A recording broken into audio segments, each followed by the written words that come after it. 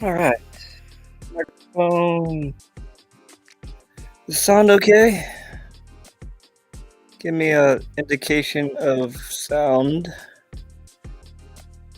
Well, that's the thing. Sounds like I get heard, so I guess that's coming through clear. Jeez. Oh, what's up, True? Skeet, Stratum. I'm hurting everywhere. Oh, what's up, Wyoko? Not as good. Okay, good to hear. Um, yeah, I'm just in bed, and that's where I'm going to be for the next foreseeable future. It's pretty. Whew, ignored sin. Um, it was good. Ba, ba, ba. Hey, Libby. Welcome. Tree, was it the blindfolded tricks that got you? No, those were probably the easiest ones that I did. Or that's definitely the easiest on my body. And then anything else. Yeah, those were not bad falls. I just punch that up, so I guess you can have some indication of what I'm talking about. I can do that. 1 second here. I'm moving real slow all day long. Alright, share this instead. I think what really did was trying to knock out that list as soon as I got there. Yeah, that's totally it, and not even adjusting to the place. I should have just taken a lap or two, but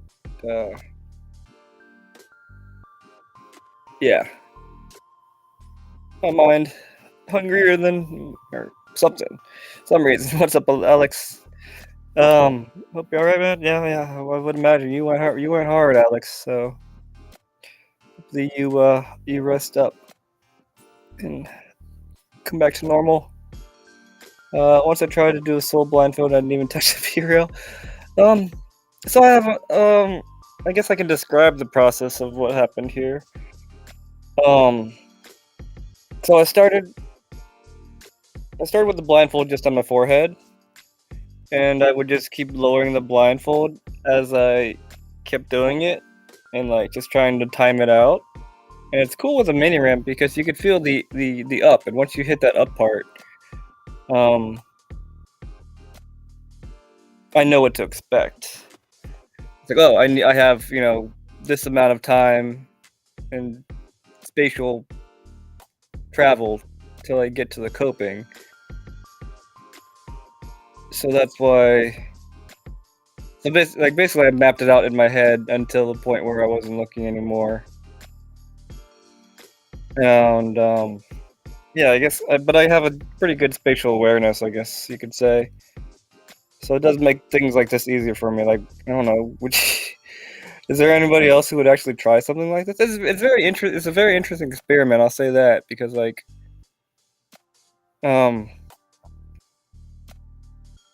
because yeah, it's amazing how much you utilize vision, but it's amazing how much you utilize feeling, in skating. At least I do, and it's pretty neat to see what it's like just to do a trick without vision and you use just the feeling of the trick. And it's also muscle memory too. A lot of it is muscle memory for me. But yeah, if you just start it without doing it like a whole bunch and then just go straight into it, that's probably damn near not impossible, but extremely difficult. Hey Richard, injured, hurt, or sore out hurt? I think yes. Well, I mean, injured hurt, yes, but it's primarily just sore out hurt, just being that worn down, and like yeah, my body is not. I don't have a body like Ben's, and I never will. So yeah, when I use my body, it hurts. It made me wonder, like, yeah, I probably could like work out and stuff. Maybe I definitely after this, I want to take Take better care of my body, certainly. Um, and I'm still in a burnout, so all this stuff happens much quicker given the current state. Definitely got to pace, yes, and it reminded me a lot of Woodward, and what I felt like I did the same thing at Woodward. I can't help myself. It's like, you go to Woodward. It's like going to Disneyland as a kid. It's like I want to do all the things, and as a kid, I got worn out trying to do all this stuff too. So, um, yeah, it's just pacing myself would be ideal, but I can't. I can't not. So that's okay. I mean, yeah, I felt my body feels like crap, but it was really good for the soul, I guess you could say. Yeah, it was. I mean, it's definitely was the best weekend I've ever had. Hey, let's just play some live stuff. How about that? I had some previous skate videos, but yeah, we're probably going to talk about the rampant camp, not rampant camp, the compound for a little bit. And it's so cool that like we have all the Spook live footage and things that we can go back on and goddamn Spook put. I mean, can't say enough how much effort Spook put into to all of this. And you know what? I want to watch this because I am proud of it. I'm proud of y'all too. Definitely. Let's move through here. Never ride the spine ramp at Rabbit Camp blindfolded. Oh my gosh, not without a deck. That'd be amazing though. Man, don't you plant that seed. Oh man, watching you do this made me nervous. That place was so much fun, but definitely brings softer worlds. Yes, that is the thing. I mean, and if and when the next time is, yeah, I will certainly be more prepared. And that I mean, for me, being prepared always makes things go by better and lessens results like I'm currently in. And well, my voice actually held up, which is good. I mean, I'm starting to feel it, but I mean, I did a lot of talking. That's something I don't do. I felt really comfortable being around it. Oh my gosh, like being able to pick Clark's mind was really really cool. Thanks again for letting me ride your prime frames. Oh man, I'm glad you enjoy them. Thanks for the other frames. I'm excited to do something with them. There's a few blind skateboarders, but I've not seen a blind blader. Yeah, and that's where I got the idea to see what like it is like skating blind from seeing what they do. And it was definitely a big help, and just like, oh yeah, you can. It's kind of reassuring that if for some reason I lost my vision, I would be able to still skate. That's a lot of what it is. Is like I don't want to ever not be able to, even if it, whatever lengths it takes to get there. Which is why, like, yeah, I'm really sore, but it was worth it. It doesn't feel like it was worth it right now, but it still was. I'm definitely feeling a rollerblading overload at this point, and yeah, I'm not exactly sure what you mean by that, but I am too. And it's amazing, like, yeah, it's such a good thing, but still, there's always too much. There's always an overwhelm. Like here, like right here, I was really, well, not like once the game started. So here I was still okay, but definitely in a few minutes from here, like I really felt like I felt the meltdown coming. And I was just like, oh god, am I gonna need to escape while the game is going? But no, it was just so much fun. Everybody was really picking up. Lee, I think Lee is one of the biggest, if not the biggest proponent, and he did really good. Like this, I think, and that's why I love this, is because like it was designed for Lee was into this, and I don't think of it as just like a contest or a regular game of Blade. Lee would be as you know vested into it, and it's cool that yeah, it's like there's something like this that you can that can be done, so you can feel like you're part of the game and that you have value and a stake in it. And yeah, he took out what, four people the first round, or he gave like four strikes the first round or something like that. So yeah, like being able to use strategy and and not just be purely by skating or whatever was pretty cool. And yeah, he figured it out real quick. Alex, yeah, it was hard not to just go ham after. Yeah, for sure. Still catching. Oh, I mean, there's gonna be so much content that's going to come out, and it's just a beautiful thing. It really is. Um, like the things I love to watch, I'm gonna, I'm gonna love to watch even more because I was there and I got to really experience it. Like it's cool watching it, but like, yeah, I mean, it will never be the same as being there, for sure. Tree, if you don't run the team game of Blade, I'm not sure if the rest of us rollerblades could have figured it out. And that's the thing. Like I understand. Thank you, but I do understand the importance of, yes, you have, like, if I just gave you guys these rules and I said, hey, go for it, I don't think it would have been figured out. But I mean, if it I think now that you guys have done it once, that yeah, you could probably do this on your own easily. Um, but I do like the formality of it too. I do miss that from sports, the rules and regulations, and especially how go things can be. And it's not. I do like the time limitation, because like you got to get in that time. Like there's no. It helps to send it, kind of thing. I wish I kind of want to incorporate that into my own skating a little bit more. It's like, don't take too long. Stop overthinking it, and don't even give myself the chance to, and just throw it. Um, which isn't always good, but I think it can be good for with those times when you just get stuck on a trick, especially you get stuck just throwing it, or even before you even start the trick. So the time was really cool. I'm going to start going through all my content tomorrow, hoping to have an edit or two by the weekend, especially the Misty Flip journey. Yeah, and yeah, I would say, like, I mean, I told Spook this too. He's like, feel free to milk. You have a ton of content. It doesn't have to be just one video. You could milk it out and throw it over different things, or go back and make it into specific things. That's kind of the beauty of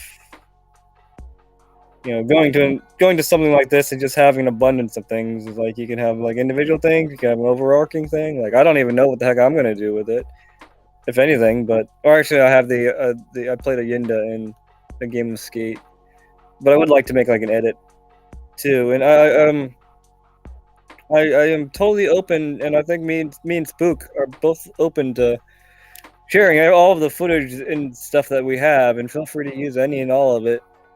Um, and yeah, I think that's really cool. Like, so yeah, if you need something, or you didn't get something, I mean, yeah, feel free to snipe it from our footage, and yeah, I'll start uploading. I think Spook has already uploaded stuff to a drive. But yeah, we could just talk about that in the group chat or what have you. Uh, if it's ever too much for you, just let me know. I got you. Yeah, no, I appreciate that. I did know that, like, if I trusted everybody there to be like, to be able to help me out had it gotten to be too much. And luckily, it didn't. It was weird, actually. I had some like meltdowns in my dreams, but never when I was conscious, except for this one time here.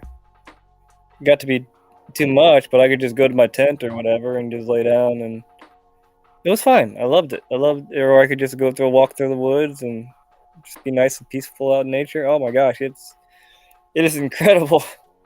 Incredible. The event looked like a blast. It's not an event, but it was certainly a blast. It is hard to reiterate that, like, yeah, this was the best time of my life, and it was really cool to be like around um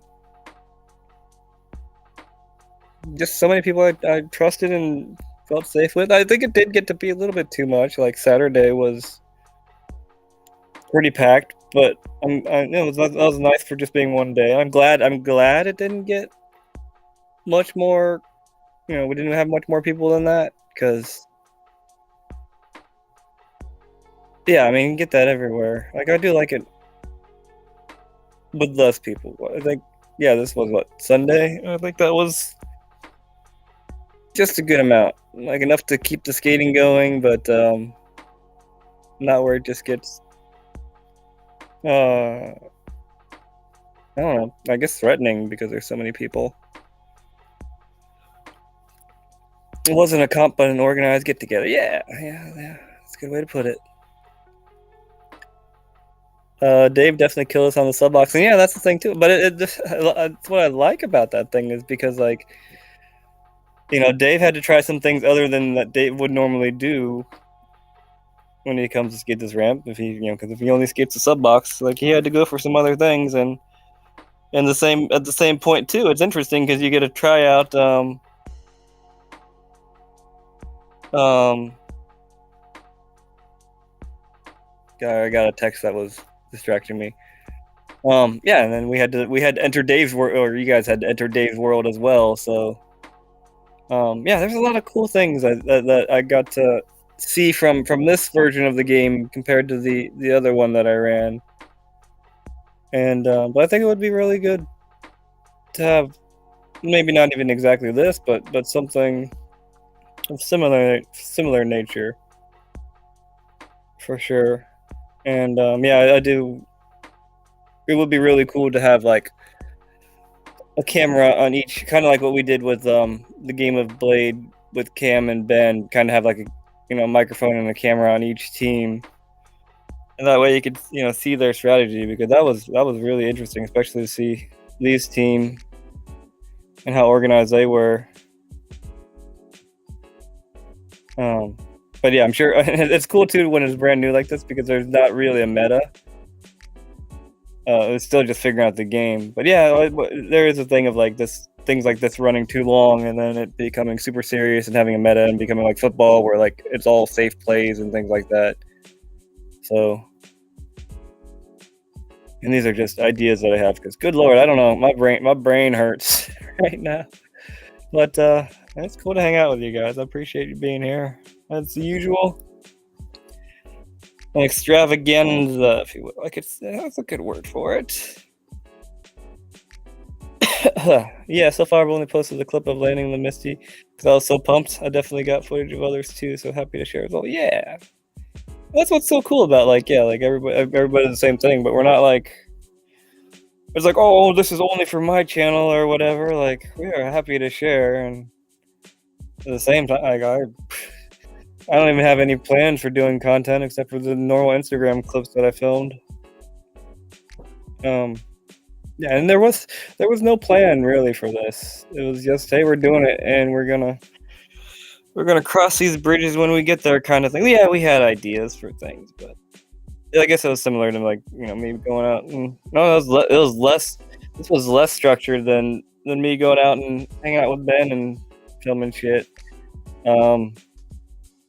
At least from my involvement standpoint, I don't think Ben really had that many agendas, and it sounded like in his talks is that things were very organic in how they came to be. Yeah, I'm excited to see what you put out, Alex. We were kind of expecting a lot more people on site. Yeah, and that's expectations are weird. And I guess that's what I really have to go by, is expectations and setup. But I guess it would be nice to not have them.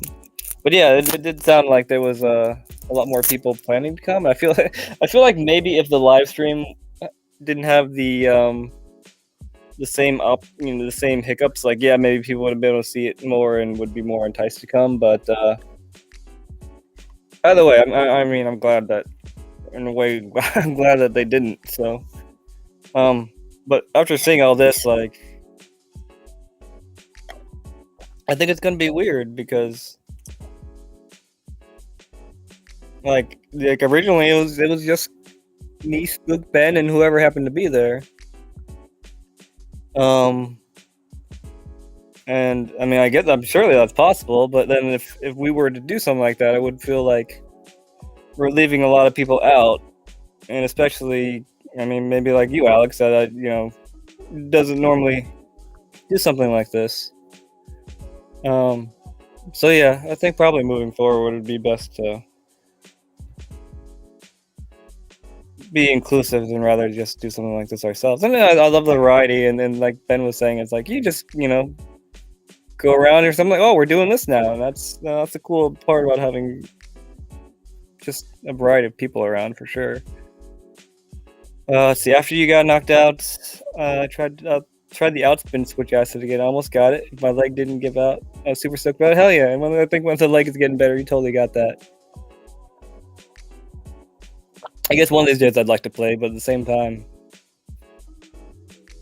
I don't know. I feel bad, but yeah, it would be cool next time to do a have some more have some ruthless games of Skate. I think I think we're all too sportsmanship for Skate, but it would be cool to turn off the decencies and just try to go for the win. I feel like it's not a bad thing if both people are aiming to win, like But I feel like that's something that needs to be established when you're playing the game of Skate. At least for me. You lot are mega good skaters. Me and my brother went to skate park weekend. Was trying a bit harder to grind to manage the top side, but now I have more appreciation for how good and technical you are. Oh, that's nice. And yeah, I mean, I felt that about Ben for sure. I was like, shit. Like I thought it was good, but man, Ben just threw down, and it is empowering to see for sure. And especially like, and it's one thing to see it in videos, but it's certainly another thing to experience it in person. Can I full screen this? What happens if I do that? I think I could still navigate. Yeah, cool. Yeah, now we're working. Now we're cooking with gas. But yes, do keep it up, Skin. For sure. Will, loving it. Hell yes, Skin. That's what I like to hear. It's weird too. My dad asked me a question before I started this. It's like, what did he say? He didn't ask me if it was worth it. He said am I still going to do it? Because like, yeah, like I am visibly hurting. And my answer was like, or am I going to keep on doing it? Yeah, that's what he asked. He's like, I'm going to keep on doing this? And I said, I mean, yeah, I don't really have didn't think of it not doing it as an option. So that's a good indication to that. That's good. What up, Josh? Good to see ya. Yeah, it's good to meet. Well, wait, have we met before, Josh? You said see again. Sorry, did we meet in North Carolina or something like that? A lot of things blur together, if you can imagine. My memory's not so good either. I finally had a good section on flat flame. Okay, was that in your newest video?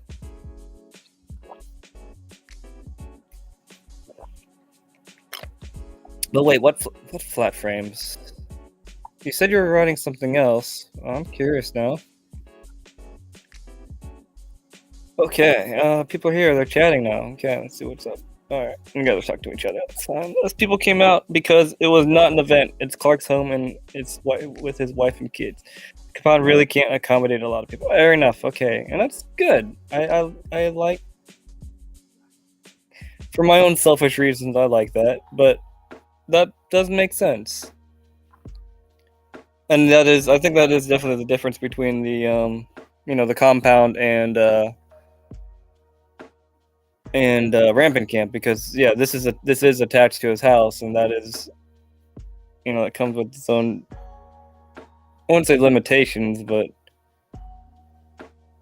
things.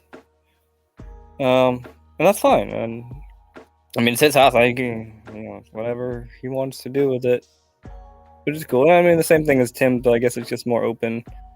You have more people, so I guess that's the difference between the rampant camp, kinda, and not at the same time. Sorry I had to be a part of the Saturday crew. Come visit my mini compound. I only know like 3 skaters here. Man, I wish there was more skaters around you. I would love to, but man, traveling is so hard. It really takes a lot out of me. I wasn't even driving. Spook was driving. Switch true kind grind. Oh god. Oh, wait, what did I do? There we go. That would be sick. And that's the cool thing too. It's like I've never considered doing all of these tricks switch. It's definitely a different mindset. It is like it's like a training ground for sure. Like, compared to usually when I skate, it's just on Saturday with my friends, and we're trying to get clips. So like, there's no more training. The training is trying to get the clip, and that's really it. So it is a cool experience. It's something I haven't done in a very long time. I mean, other than my basement, but that's not really as suitable training equipment as this. But that's interesting point. Knew Ben would do very well, but yeah, I knew I mean I skated with Ben a handful of times. I feel like Ben was really able to let go this weekend, if that makes sense. It's like I feel like he's always had that in him to be able to skate like this. And I think I'm saying this from my point of view, is that like, because he does bring up similarities of like he'll go to the skate park and he'll be like me and want to go to the hangout where everybody else isn't hanging out and doesn't necessarily feel a part of the session and just able to just skate to his heart's content. Basically, it's like he puts a limiter on himself, and I can understand. And this is my not understanding, but observation, and that I feel like this trip Ben was really just unable to let go and unleash the true power of Ben. Because I'm like that a lot. Like I mean, even here, like when they're like Saturday, there were so many people. Like, oh god, like I don't really feel like skating. Like the best. I mean, I skated the best when it was just myself, like filming for like the blindfold thing and stuff, like, and a few other Instagram things I did. And that's my, I guess, optimal mode is like, hey, I have this to myself. I could just go 10 times in a row until I get this thing, make those adjustments. Whereas like you go to a skate park that's great, you have to take turns. Have to wait, and there's other things going on. So those are distractions, I guess, from me doing a trick. So optimally, yeah, from the experience, I'd rather just be able to do this. Like, there's nobody else skating and having a goal in mind, and I could just go back and forth and do it. And it's cool to be like to come to these sort of realizations. Because you tend to get stuck in a routine, and it was really nice to break the routine. I also spend 4 days skating, like, because it's usually just 1 day for me, or 1 day a week.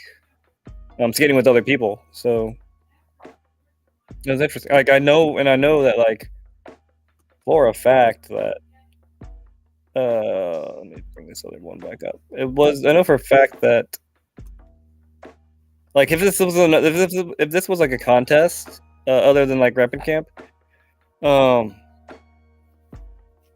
like I would have,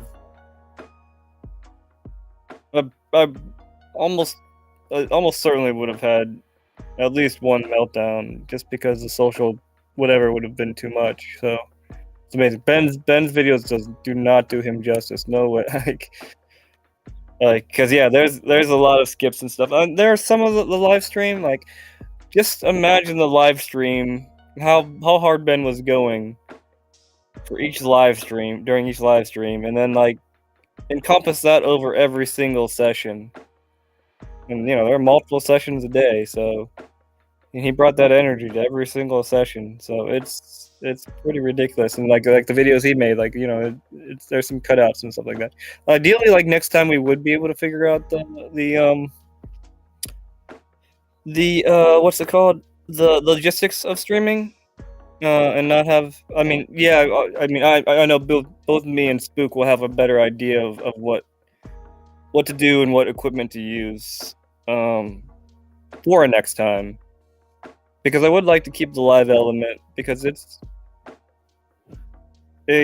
does help translate how real these situations are, and what is actually going behind these things. Because most of the stuff we put out, like we do these live streams and stuff, but it's not like just and nobody wants to watch, like, I guess, an hour of someone filming themselves by themselves. I mean, I guess there is an audience for that, but it's I'm off track here, but I like the I like being able to see the actual process rather than a highlight reel turned into a video. I know most people don't have the time and stuff for that, but I like the option there, and especially for my own personal whatever. Like, my memory is just straight garbage. Like, I don't remember this at all. I mean, I'm able to watching it, but like I would not be able to remember this had it not been live streamed by Spook. So for me, it's really nice to be able to like just relive this, because a lot of things just get wiped from existence as soon as they're done for me. Ben went robot mode. He's a big fella. He looks like his effort was huge. I'm wondering if I was going to burn out. If he was going to burn out, but he's and he was able to stream like pretty much normal today, and I am super impressed. And again, we're super lucky to have a person like Ben that is a genuine guy and in shape and able to just deliver like he did for our entertainment. So it is awesome. Met at Capcom. I'm not sure what that's in reference to. Yep, Newsman. Okay, I've not watched that yet.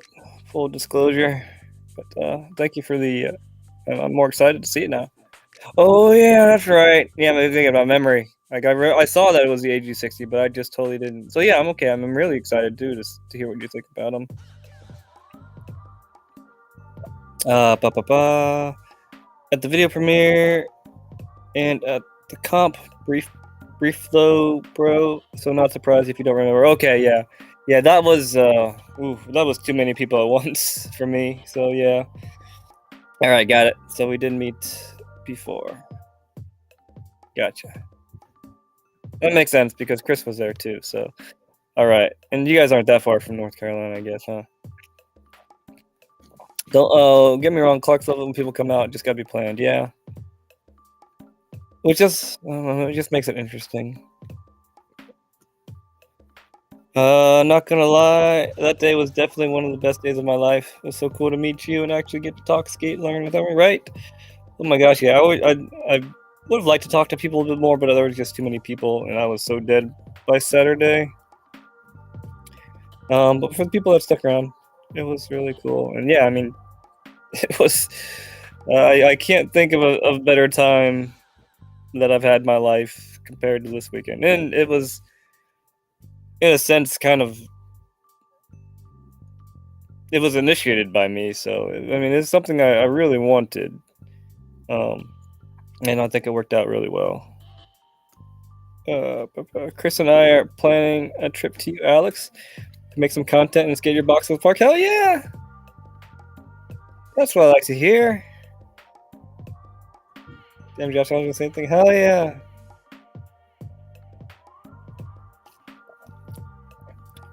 Did we just make new friends? Or did we just become best friends? You want to play karate in the garage? Let's do it. Hell yeah. And yeah, I mean it's good that like part of our content creator community got to know each other because it's different, especially like I think for us when we're out creating content, like it would be a lot more enjoyable. I mean, it definitely is more enjoyable to do it with someone else. Like, I mean, I think that's a big reason why I went to go hang out with Ben twice. Is like, shit, you're doing the things I like to do, and want it to be so weird if I'm not, if I'm not doing it by myself. So it's really cool. It really is pretty awesome. It is like a sub genre within even aggressive skating of the content creation aggressive skating, and it's cool to be around people that do the same thing.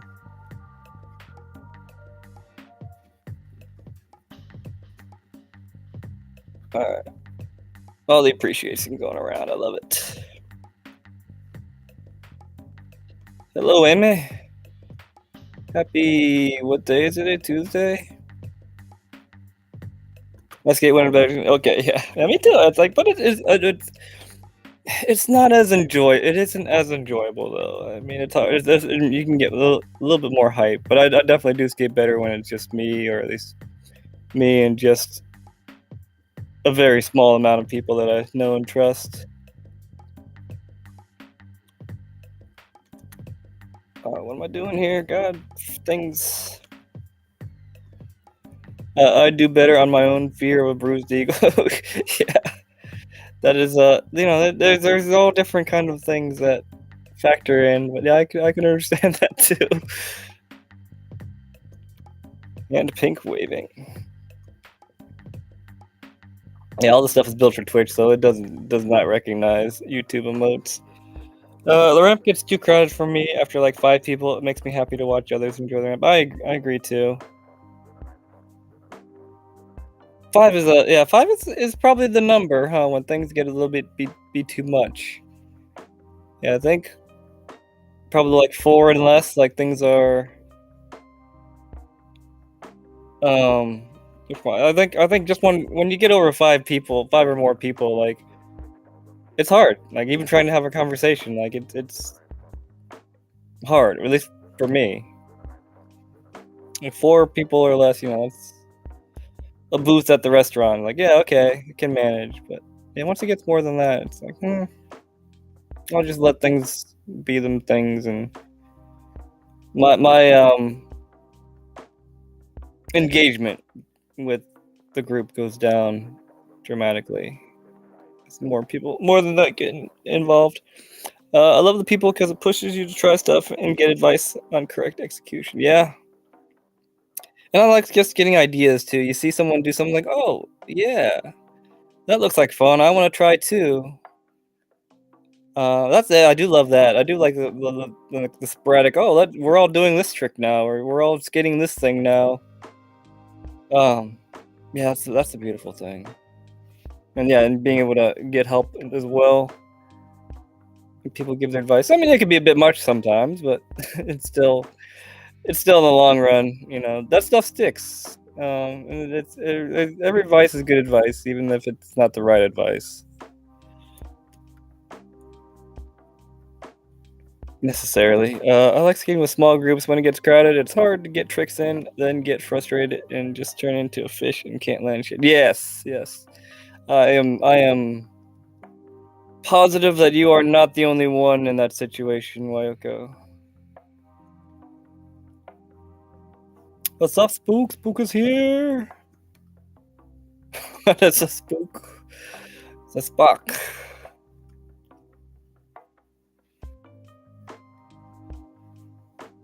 Capkins of concrete. Oh, wait, what? Is that what you saying? I met you? I thought it was that. Was that the name of the video? I thought it was in North Carolina, the CrowderCon. I've never been to the Captains of Concrete. I don't know what that is even. Oh yeah, yeah. I don't have any. I don't have any sounds today. I'm just using my laptop. I'm not on the PC.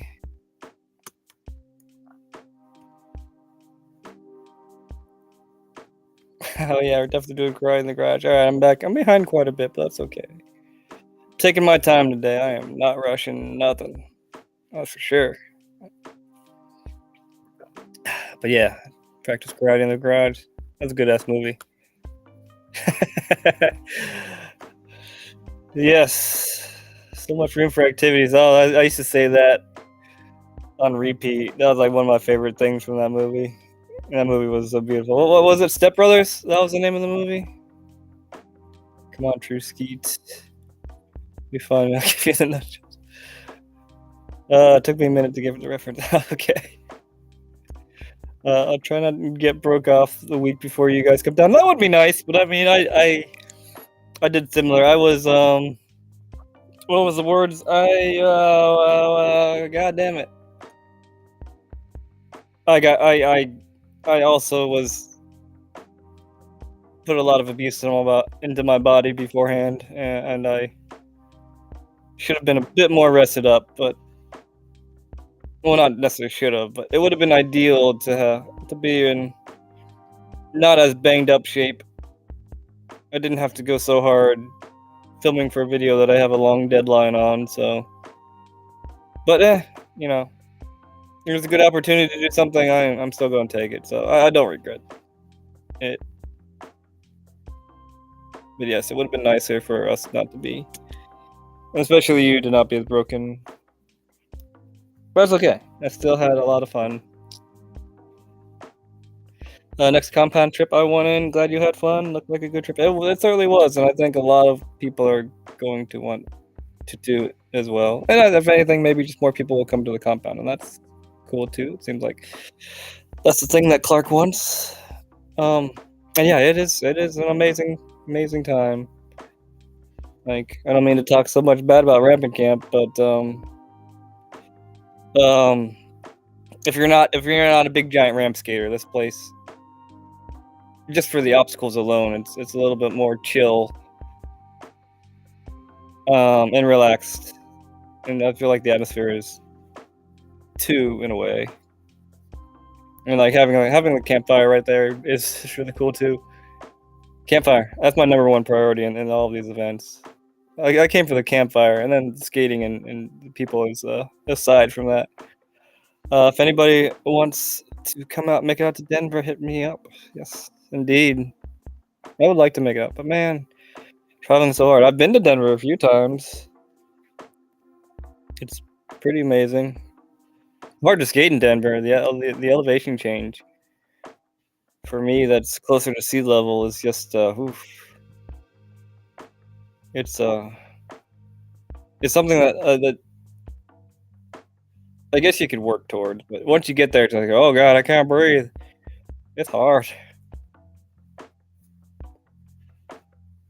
Made out to Benderland. Oh yeah, there's that. That's true. I was just there Thursday. Nice. Sorry, I'm just hopping into your guys' conversation now. But yeah, he does have a cool spot. Man, it's amazing we have all these later created spots, sort of havens, if you will. I love that they exist, because they are. It's amazing to have our own spot and not have to share it with other sports and stuff like that.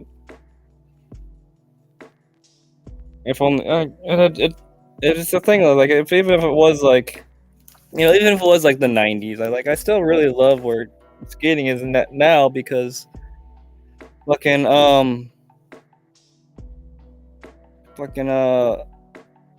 we could have things like this, but this is just everybody's included. Like, I remember I was talking to some people about like what it was like in the '90s, and yeah, it's just like skateboarding is now, where like not everybody's friends, that's for sure. Can be very excluding and gatekeeping and all kinds of stuff like that. So I like sort of revolving doors that rollerblading produces, and like I know that like some people feel excluded from not being invited or whatever to this thingy, but Um, I mean, we had no intention of it becoming as big as it was. It was really just going to be more quaint thing. So that's all I have on that. Okay, great. All right. Hey, my memory does work sometimes. What's up, Sean? Yeah, real fun as long as it's not too packed on the deck short. Oh yeah, I could see that. And yeah, there's really not that much. And I think Clark was saying like, yeah, there's really not that much space here.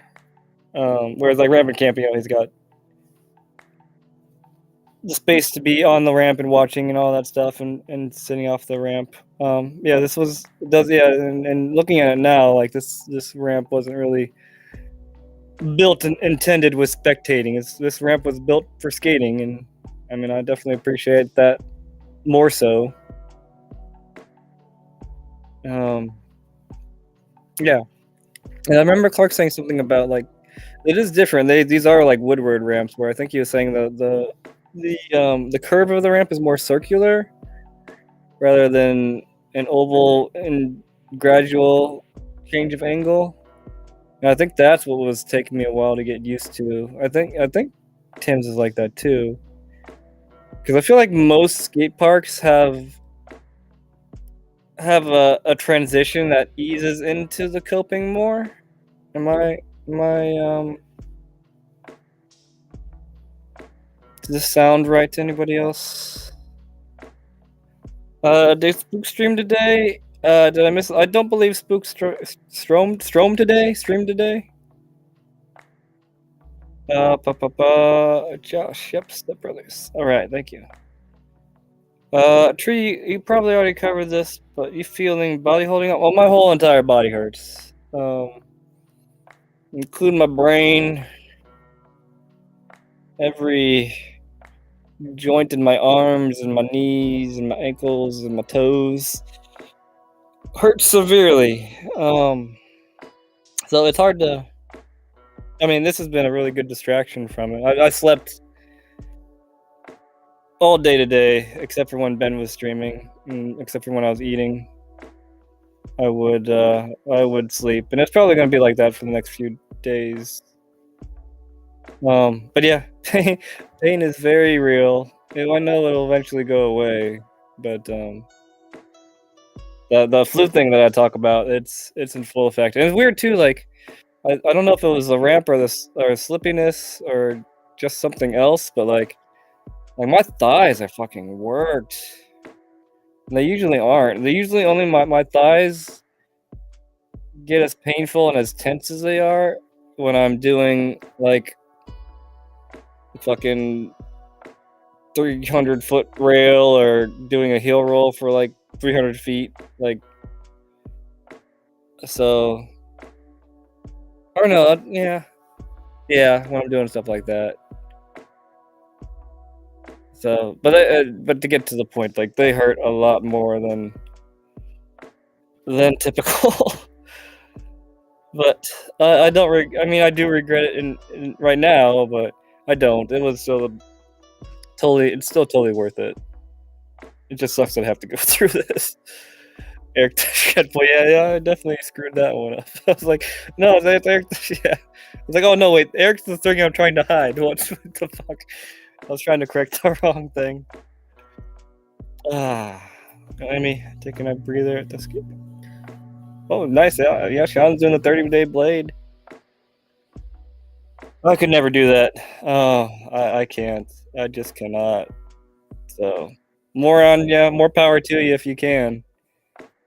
My body is not capable of doing 30 days in a row. So, that's awesome. Yeah, I love Timmy's, but I suck in transition, so the compound looks. Oh, that's it. I didn't say hi to Tim. I think I saw. No, I held Tim's message up there and didn't whatchamacallit acknowledge it. Yeah, it would be cool. You would love this place, Tim Daw, creative Cosmo. Oh man, I forgot to bring that up. I think last time I saw you, I was like, oh man, I keep on seeing all this Tim Daw in the news because of the Cosmo, the Cosmo wheels and stuff. I'm like, shit. What's it like to be the creator of Cosmo Wheels, Tim Dahl? Look to me as I suck at transitions, so the compound looks incredible to me. Yeah, yeah, and it is. I like the fact that you can see above the coping when you're on the flat. When you have to look up the coping, it's just like, man, that's intimidating. When all you see is the coping and you can't even see the deck. Like, that's scary to me. I don't normally skate ramps that are that big. I mean, I used to back when they were all over the place, but it's not the '90s anymore, or early 2000s. Did you get the true fish? Oh, great conditioning, and you can drink everyone under the table. I lost reference again. I'm sorry. Oh no, not yet. Okay, you will. It's not happening today, or maybe just like a little true fish tap at the end of something. You just gotta lock it. You don't gotta hold it. Maybe that's the way to get yourself into it. I miss your guys' talk about the true fish, but that is one of my favorite tricks. Especially when you lock a true fish, it feels really, really good.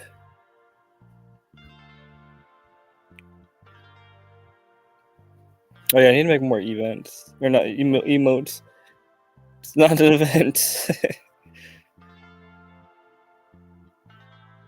Compound is my happy place. Yeah, and I totally see that now, Adam. Yeah, thank you for. I mean, yeah, it's that it's that reminder he kept putting out. That's like, man, I want to go to the compound. I want to experience happy place. And oh my god, I'm so happy with it. I'm so happy I did. And yeah, you can just be silly and wear a rainbow hat, and like there was a lot of times where I was just like, you know what, I can't really do this. I wouldn't really feel comfortable at all doing something like this or being, I don't know. Like I could throw my weird skates on, I can throw my whatchamacallit on, I don't know. There was plenty of times. It wasn't actually for me. It was just like, oh yeah, we're just doing this and it's fine. Oh yeah, I feel freer than I probably feel freer than I've ever felt free before in my life, I guess you could say. Um, yeah, I just felt at ease being there. And had it not been, these circumstances, I don't think I would have survived 4 days of of anything being outside of the house. I wish I could, I would love to like hang around a little bit longer. I mean, I'll definitely want to go back, but even then, like I still need to come back home and recharge and stuff. Similar to tent. Yeah.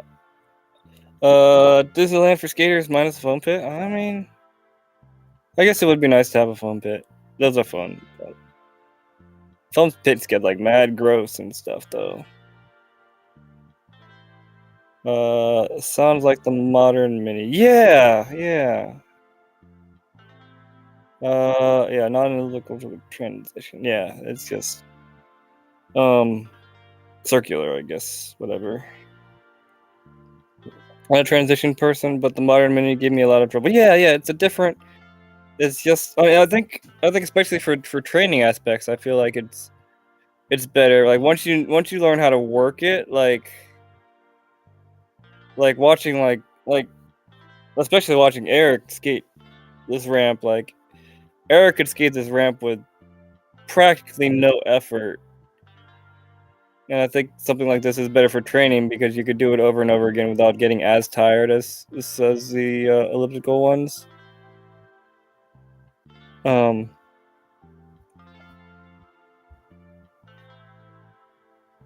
so yeah, I think definitely in the long run, it's definitely a thingy, but it's very different. Yeah, it's very different from your typical city skate park transition.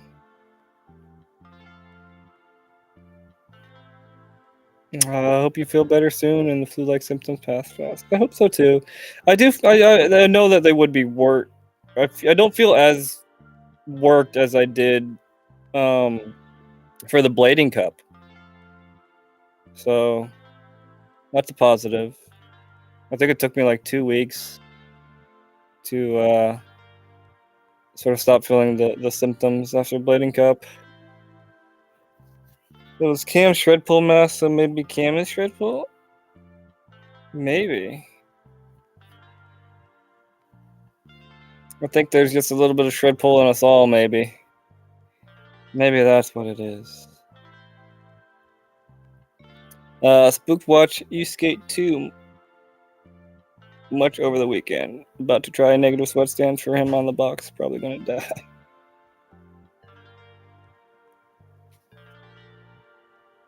Well, this is my 4th attempt. We'll see how it goes. Yeah, day 4. Don't die. Take it easy. Don't die, Sean. That's the only goal. Tim Dahl never rode a set of Cosmos in your life. Oh no, that's a tragedy, Tim. We gotta get Tim a set of Cosmos as the creator of it. I think he deserves to at least try a set of his own wheels. Deal. Okay, I'll be back. Okay. Whoa, wow. True Fish is beautiful. She had to do. It is. In so many ways. Last comment was in reference to living in Denver. Oh, okay.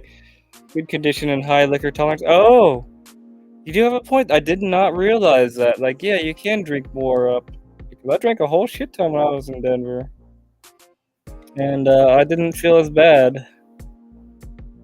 I was drunk. Okay, yeah, that makes sense. Gotcha, Jordan. I want to visit Theo or Wyoming someday. Oh, they are. We're seeing. Oh, very much so. I felt really comfortable with y'all.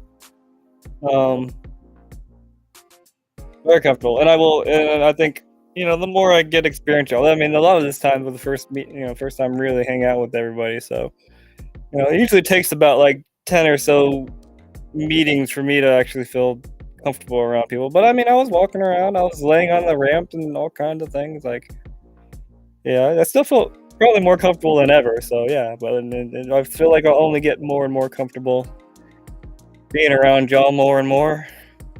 Okay, gotta get to bed and rest my body. So okay, yeah, you get your rest on. Hope to get back out this weekend.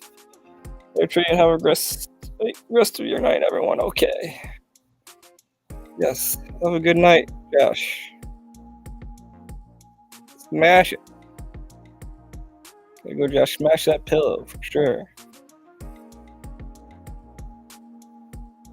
I'm jumping over to the endless stream for a bit. Oh yeah, that's cool. Enjoy. Smash.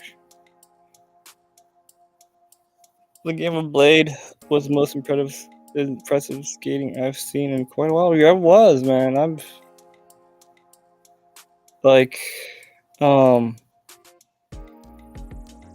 was I saying? Yeah, Kevin Ben. That's what I thought you were talking about.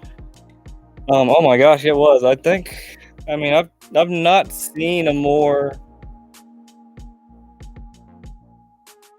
exciting game of.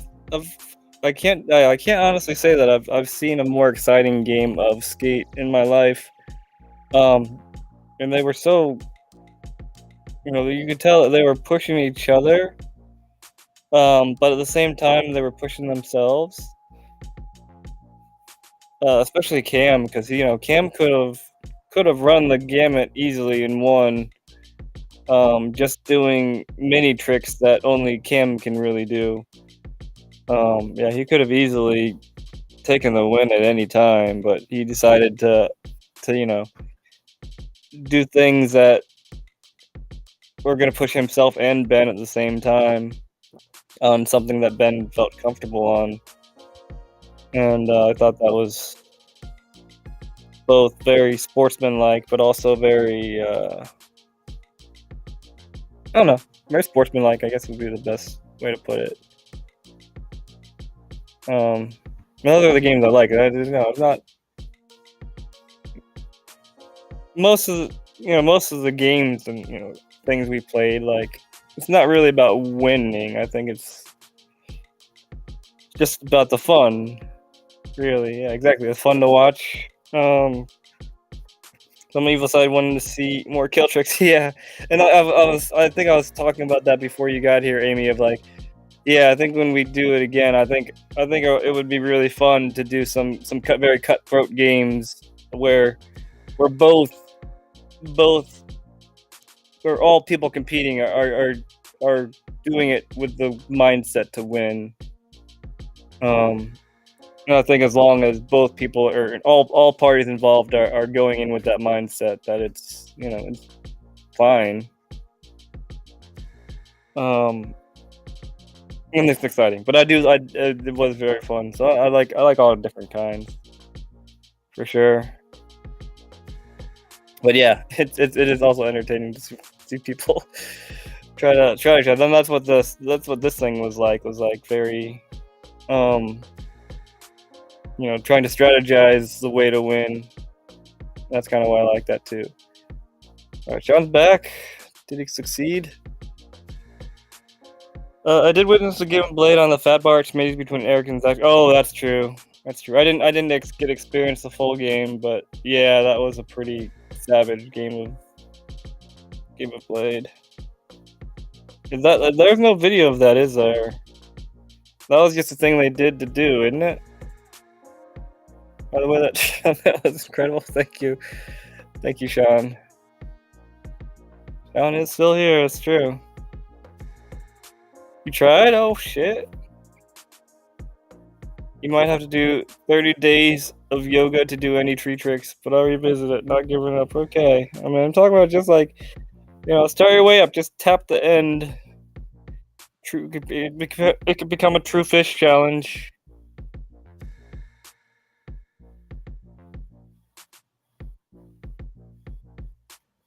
I've never been a fan of playing game skate because there's always the intention to knock the other out. And that's why I don't want to play Lee. That's understandable. Yeah, Lee is a person who plays to win, and it's okay. It has its place and it has its time. But yeah, if you don't want to play against something like that, that is a thing. Yeah, I think it's always good to establish the mindset before even starting the game, whatever game. And it's like, this is a chill game. This is a game where we want to win. I mean, but it's always so, some people just if they're playing something, they want to play to win.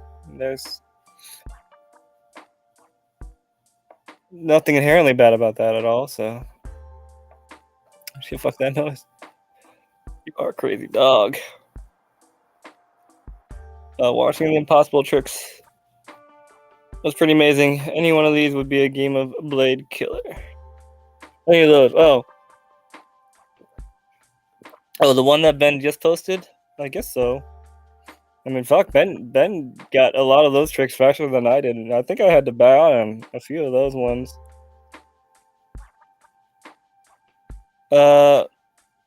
Tree, you are truly hyper flexible, right? I am not diagnosed officially. But I think it's extremely safe to say that yes, I am. Especially given my current pain levels, which is something that is experienced by people with hyperflexibility, hypermobility. But yeah, that's my answer. Grease Skatey. Oh, well, what's up, Slim Skatey? By the way, I didn't say hi. Hello. Oh, I got close to negative fish. At least I think so. I'm gonna start stretching. I feel like I've seen you do negative fish before, Sean. Or at the very least, it's not surprising that you would be able to do negative fish. I feel like that's something that, yeah.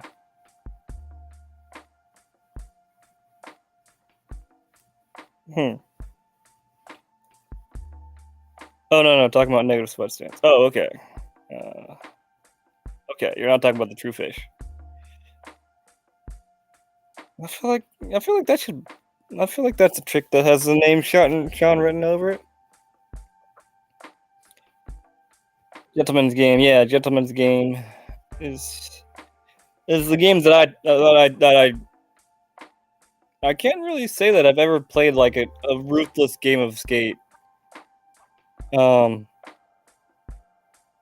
I mean, I certainly could, but I don't think I ever have. I usually play on. I like to play games of skate with tricks that I know that the other person is capable of doing.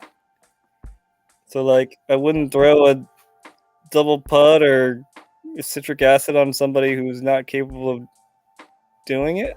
Does that make sense? I feel like that's kinda dirty. I said in Ben's live earlier, Lee is a beast. Lee is a beast. He's a beast with a strategy, which is in a game like that can definitely be more important than raw talent. Push you into the tricks you think they can do, just need them both. Exactly, exactly. I like playing against Ben just because I can make Ben do tricks that he wouldn't normally do.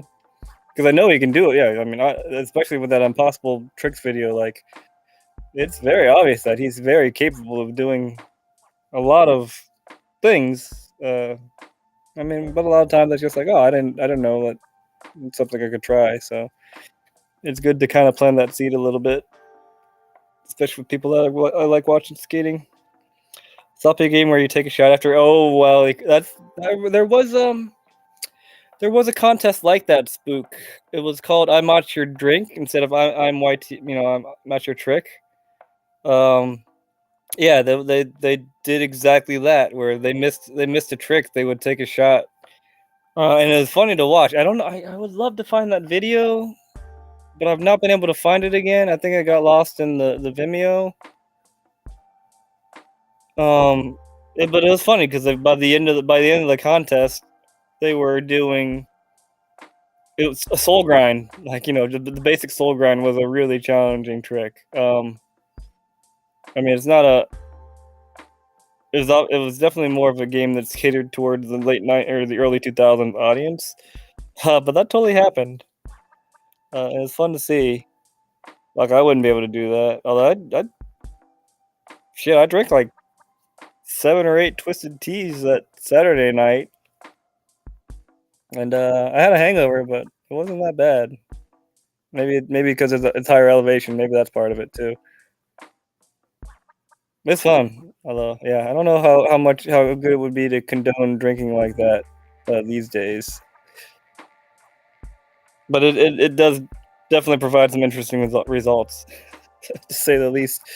Yep, the one just posted. Blow my mind how you guys come up with these things on the spot and then nail them in a couple of tries. Yeah, I think. Well, I mean, Clark is definitely a better instructor for things like that. But like, yeah, it's amazing. I think a lot of that just comes with years and years of experience, though. So, or that you just have natural talent. So it is nice to be in a place like this, and I guess like where I could just or we can just come up with something and then just do it. Um, I feel like that's probably not the norm for most skaters. So that is something to be grateful of, I guess. Yeah, but I'm glad at least you could experience it from the video. But at the same time, I think you would be surprised too, and you know, just trying other things that, or just come up with something that you want to do, even if I don't know. I'm not sure where I'm getting with this, but yeah, you have potential too. It's like that's what I love doing is like giving people planting the seeds in other people's ideas. Like, hey, you know, if you do this, or you kind of just did this trick, why don't you try that? It's like, oh, I never really thought about that. So I guess imagination is the thing too. I don't know how you really get more imagination or not. It's something I don't know how to teach really. Except for I'd just say that like, you know, do something you feel comfortable with, but just change it slightly. Would be my advice on being a more imaginative skater. I guess that's kind of what I told Sasha, and I guess ever since then, like he's really been super creative guy. I met him at the King of the North, and he's just like, I'm not that creative. I'm like, yeah, you are. That's what I told him. He's just like, do something you're comfortable with, but just change it a little bit, and you'd be surprised what you could do. And goddamn, he's fucking creative as shit. I feel like tops and negatives be easier, more doable on something taller too. Yes, because you get that squash for sure. And round, yeah, yeah, round. You don't have to get as topside on. If it's flat, yeah, you have to really get the bend on. But yeah, high, and round. You got it. Those are definitely easier. Negative Machio. Sure you have negative fish. Nope. Yeah, I definitely seen you do negative Machio. Yeah, I think just with your body type, I could see negative fish working out for you though. Oh, thank you, Slim Skady, for the sponsor. Yeah, I don't have the notifications on, but I appreciate that. Thank you very much. Welcome to the thingy. We have one emote. I'll work on more later, but today is not the day.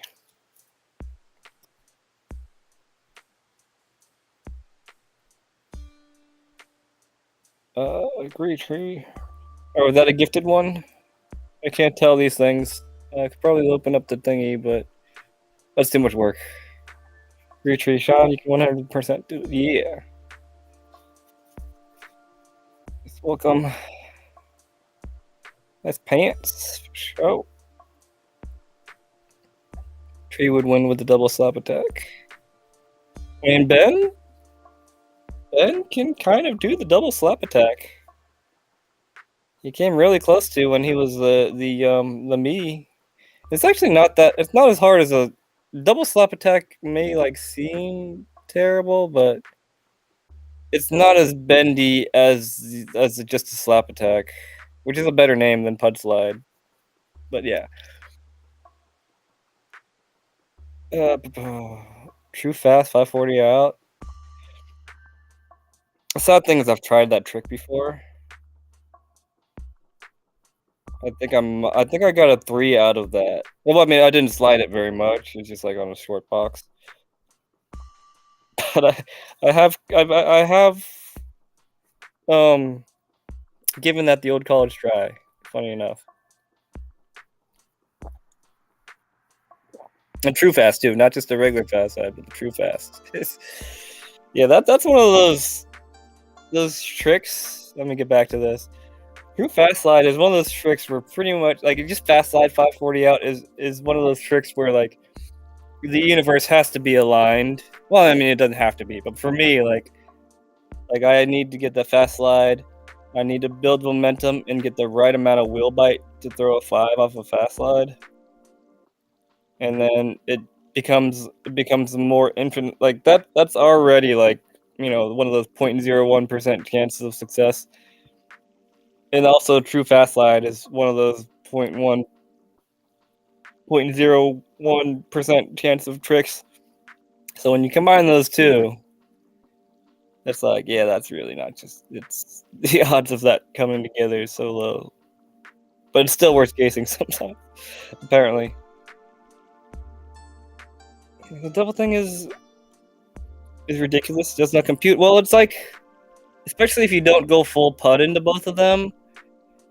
I would imagine sometimes people like use that as a break by accident. Sometimes, so it's like a weird, just like going fast and like doing like a front side, but like a crab walk, like a front side and a crab walk at the same time, but not only bending like halfway through. It's actually not as it's been like some things where it's not as hard as it seems in theory if you just do it. But yeah, it's not as bendy as just a punch slide by itself for me at least. He surprised the fuck out of me. I thought I might have a chance holding my own against him in the game of Skate, but he showed up on those weird tricks. I'm fucked. Yeah. Ben is surprisingly well rounded. I think maybe he's just hiding it all. It's really just a sham. He's just saying he's not as good. He's saying he doesn't want to be sponsored. He's saying that he's not good at skating just so he can win all these games of Blade. It's like what was that movie, The Prestige, where like they're twins the whole time. Sorry, spoilers, but like, they put up this very specific charade in order to sell the magic. I think that's what Ben's doing. I think Ben is Ben is really top tier rollerblader, like the best rollerblader. You could beat Happy easily. He's just he's just hustling us all. That's what he's doing. Ben gets visibly uncomfortable at compliments. Surprisingly humble, supernaturally humble guy. That's weird. Yeah, I don't know what it is. Well, I guess it goes back to the imposter syndrome. Um, which is I know it's just something that's hard to counteract. Um, and I think a lot of us experience that, which is good. I mean, I'd much rather be someone who is like humble and not really able to take compliments than someone who's just like the braggiest motherfucker out there. I hate those people. I mean, I don't say I hate those people, but that shit gets annoying. Sure does. So if you're on one end of the spectrum, or at least I would prefer the people that I interact with to be on that side of that than anything. And I think most of the people that were at the compound fall more into that or fall into that category. More so than the other one. Very almost selfless people in a way. It's so cool to be around. Ben definitely included. But also not to discount. Everybody else who showed up, essentially. Don't stay up until 5 a.m. Lesson learned. Right? I felt like. I don't know. It's funny. It almost felt like a, like being at a sleepover or something like that in like grade school. It was like that, except for the drinking part. But yeah, it was nice. It was nice actually, though. I really enjoyed it. I'm more of a nocturnal person anyway, so it's easier for me to talk at those times of night. But yeah, I really being able to talk to Clark till 5 a.m. Clark, then you, and I just I don't even remember who else was around at the time. But yeah, to be able to pick Clark's mind is really cool because like he's got answers and he's got answers on the spot, and they don't all make sense. Some of it might be beyond me sometimes, but it's fantastic. I do wish that there was more of it out there. I wish I could hear Clark expand upon things, but also be able to like re-listen to him so I could actually fully digest what he has to say. And yeah, Clark is. I felt like kind of like what's it called? Oh, the Marcus Brownlee when he interviewed Neil deGrasse Tyson. Like if it gave me that kind of vibe of like I know a good amount of these things, but when you meet like someone who just really knows their shit, it's just like, oh wow, I'm just gonna shut up, listen, but then ask for any clarification that I need. And yeah, that was definitely an experience to have. It's fun to make Ben squirm by Fermi. It kind of is. I agree with you there. Yeah, I can understand that completely.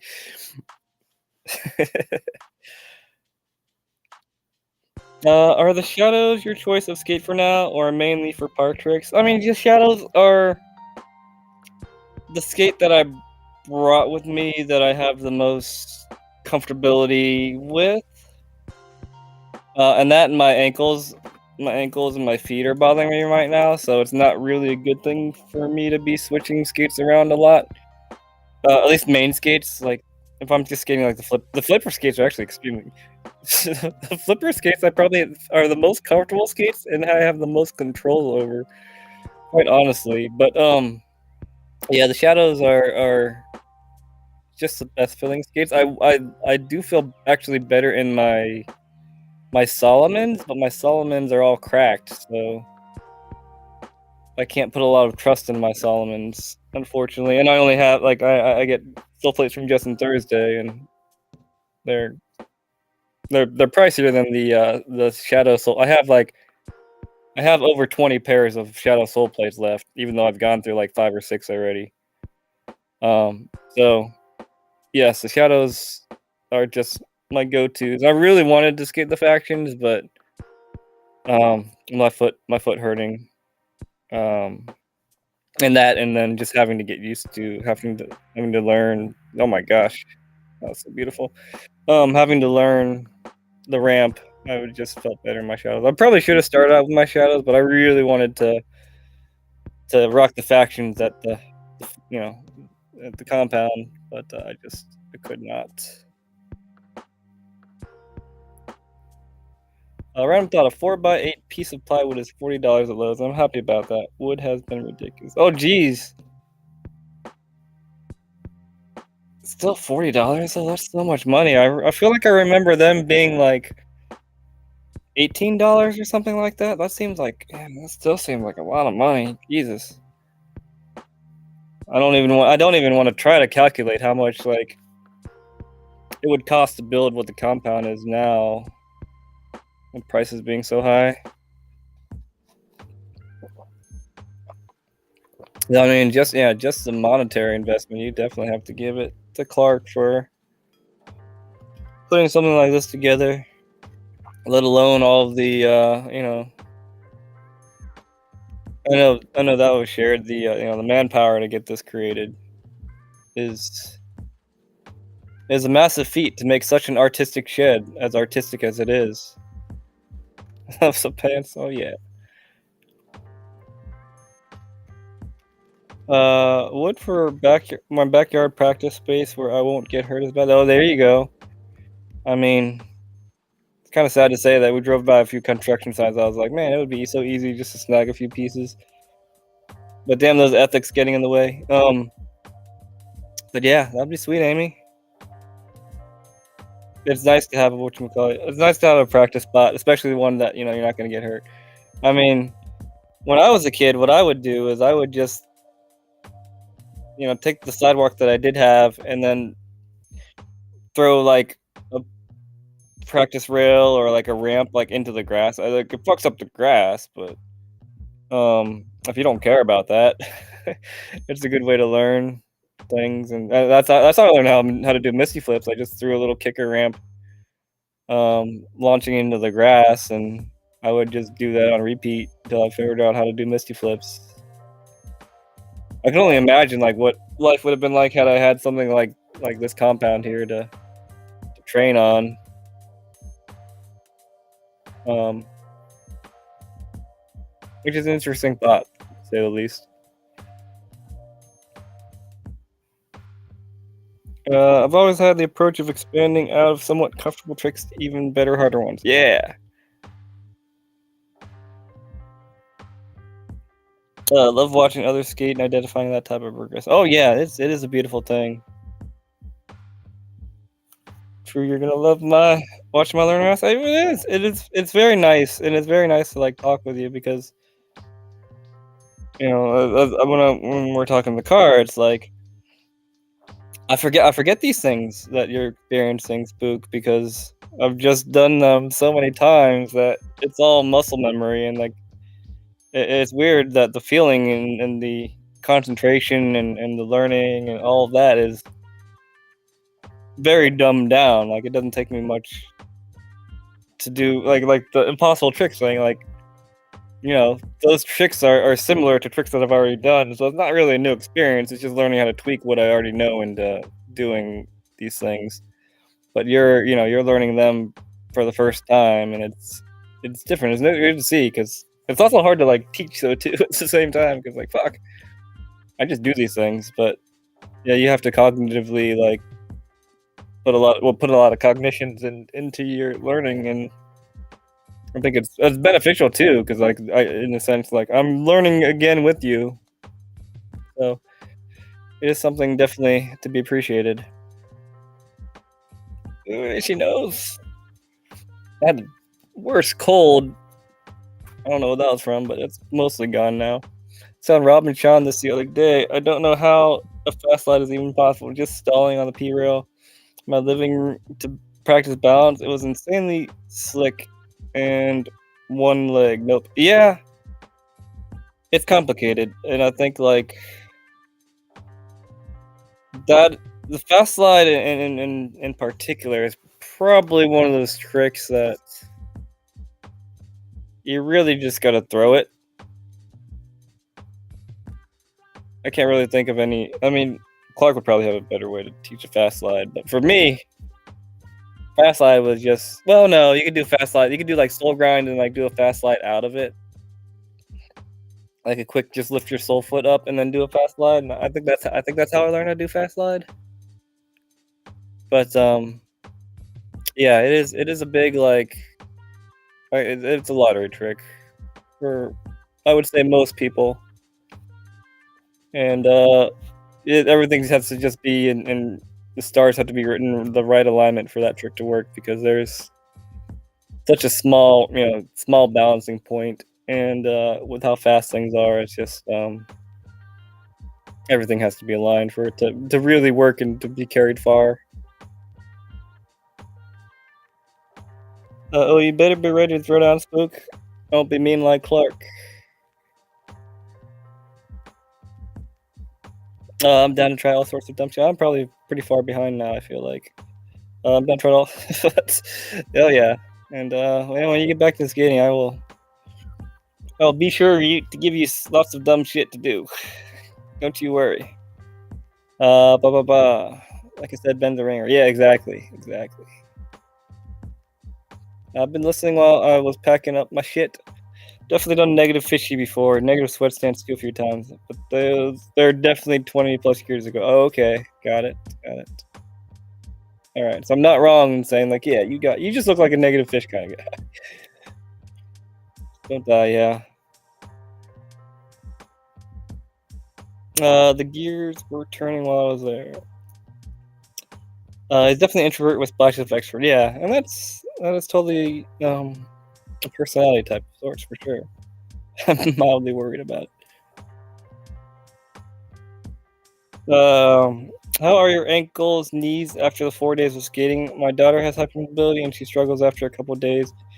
Do you recommend any exercises? So everything hurts. Although the pain has been alleviated a little bit over the course of the stream. Ankles and knees.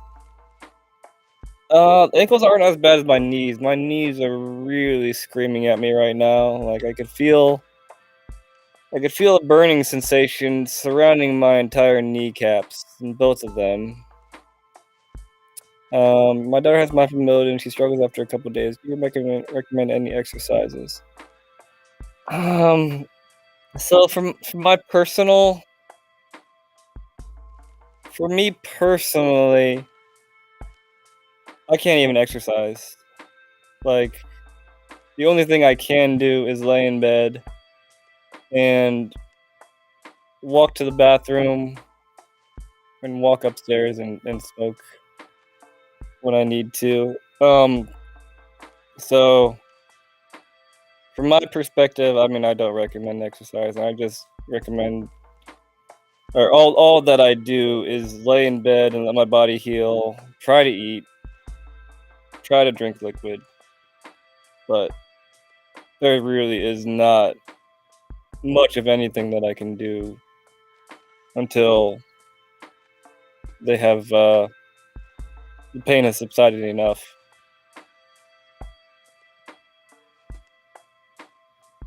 Which is hard to say out loud. But it is very much real.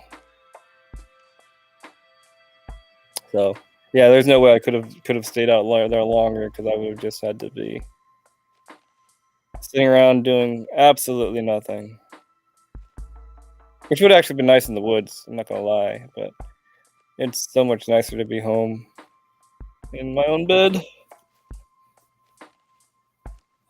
Tree was unloading the questions, man. Man. I think the alcohol certainly helped, but it was super interesting. I wish I was able to retain it all, or definitely wish I was able to share it all with y'all. It's in there. I tried to commit as much of it to memory as I could, but at the same time, I was just enjoying the experience too, for sure. I'm annoyingly extroverted with a special knack of misreading social cues. I am. I have. I feel like I know a handful of people like that, Amy. Um, and from what they used to tell me is like that they're like being overly extroverted was essentially their way of masking of being introverted was you know to be in society was they just were compelled to be oversharing and totally forget social whatchamacallits, and I guess I understand that better now than I used to. Um, but yeah, it's totally I guess could be looked at as a mechanism, but you're definitely not alone in that. I've experienced that um, firsthand with some people. I do that myself sometimes too. I mean, I'm probably doing that right now by doing these streams and stuff. Um, but I can understand where you're coming from on that. Clark has a very interesting perspective on rollerblading. He's also done pretty much all of the tricks, so he knows how to explain the details. And yeah, I think that's what I was saying. Um, at some point in time during the weekend, is like, yeah, like I think I was trying to tell Clark that it's like Clark, I want to hear these things. Like it's cool. Like no offense to all the other content creators out there, but like if I'm trying to learn something or learn about something, like I want to learn from somebody who knows how to do their shit. Like say for instance, I watch a lot of video tutorials, but a lot of the video tutorials are coming from people who don't really exhibit um competency in what they're talking about. So it gets really hard to give them any um to watch with any severity or consciousness to be like, man, this motherfucker can barely make a good looking video. I'm not gonna be like I don't anticipate or like an example video. Like an example his example is trash. Like fuck, I don't wanna learn this shit. It looks like trash. Or I don't wanna learn from you. It looks like trash. And that's a bit harsh to say, but it's kind of true. Um, but yeah, it's like you've like like karate and shit. Like you want to learn from an actual master of it rather than fucking. That's why I quit karate is because like I was learning from some white guy who just screamed at me the entire time. I only went once. I was like, man, this motherfucker does not know karate. Or does not know good karate. So it's like I feel like trying to learn from him is not going to be a beneficial way to do things. Whereas Clark is fucking 80th degree black belt or whatever the hell. Like I know Clark can do tricks he's talking about, even if he can't physically do them. Like he knows the answer to unlocking whatever you're working on. So or whatever whatever you're doing that's getting in the way of progress. So that is something I can full heartedly appreciate. True fish, fast 540, true fast 540 out. Man, maybe one of these days we'll try it. When I feel better, I'll try a lottery trick. It's damn near impossible. I'd probably have to have some more grip. I probably wouldn't be able to do that in my basement. Actually, no, I could, but it would be hard. That's the thing. Like you just start talking about trick, like you know what, that is possible.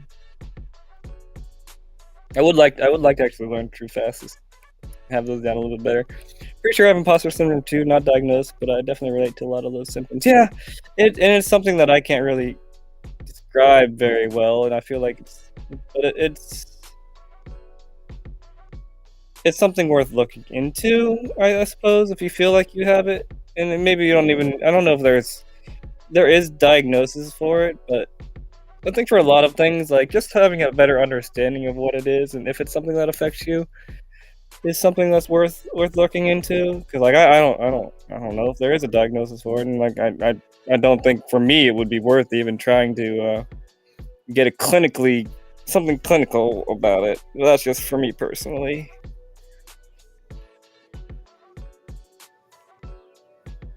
Unless it's just constant burnout from extreme ADHD, it could be. There's so many things that are overlapping, and like I think, um, and like I was talking about like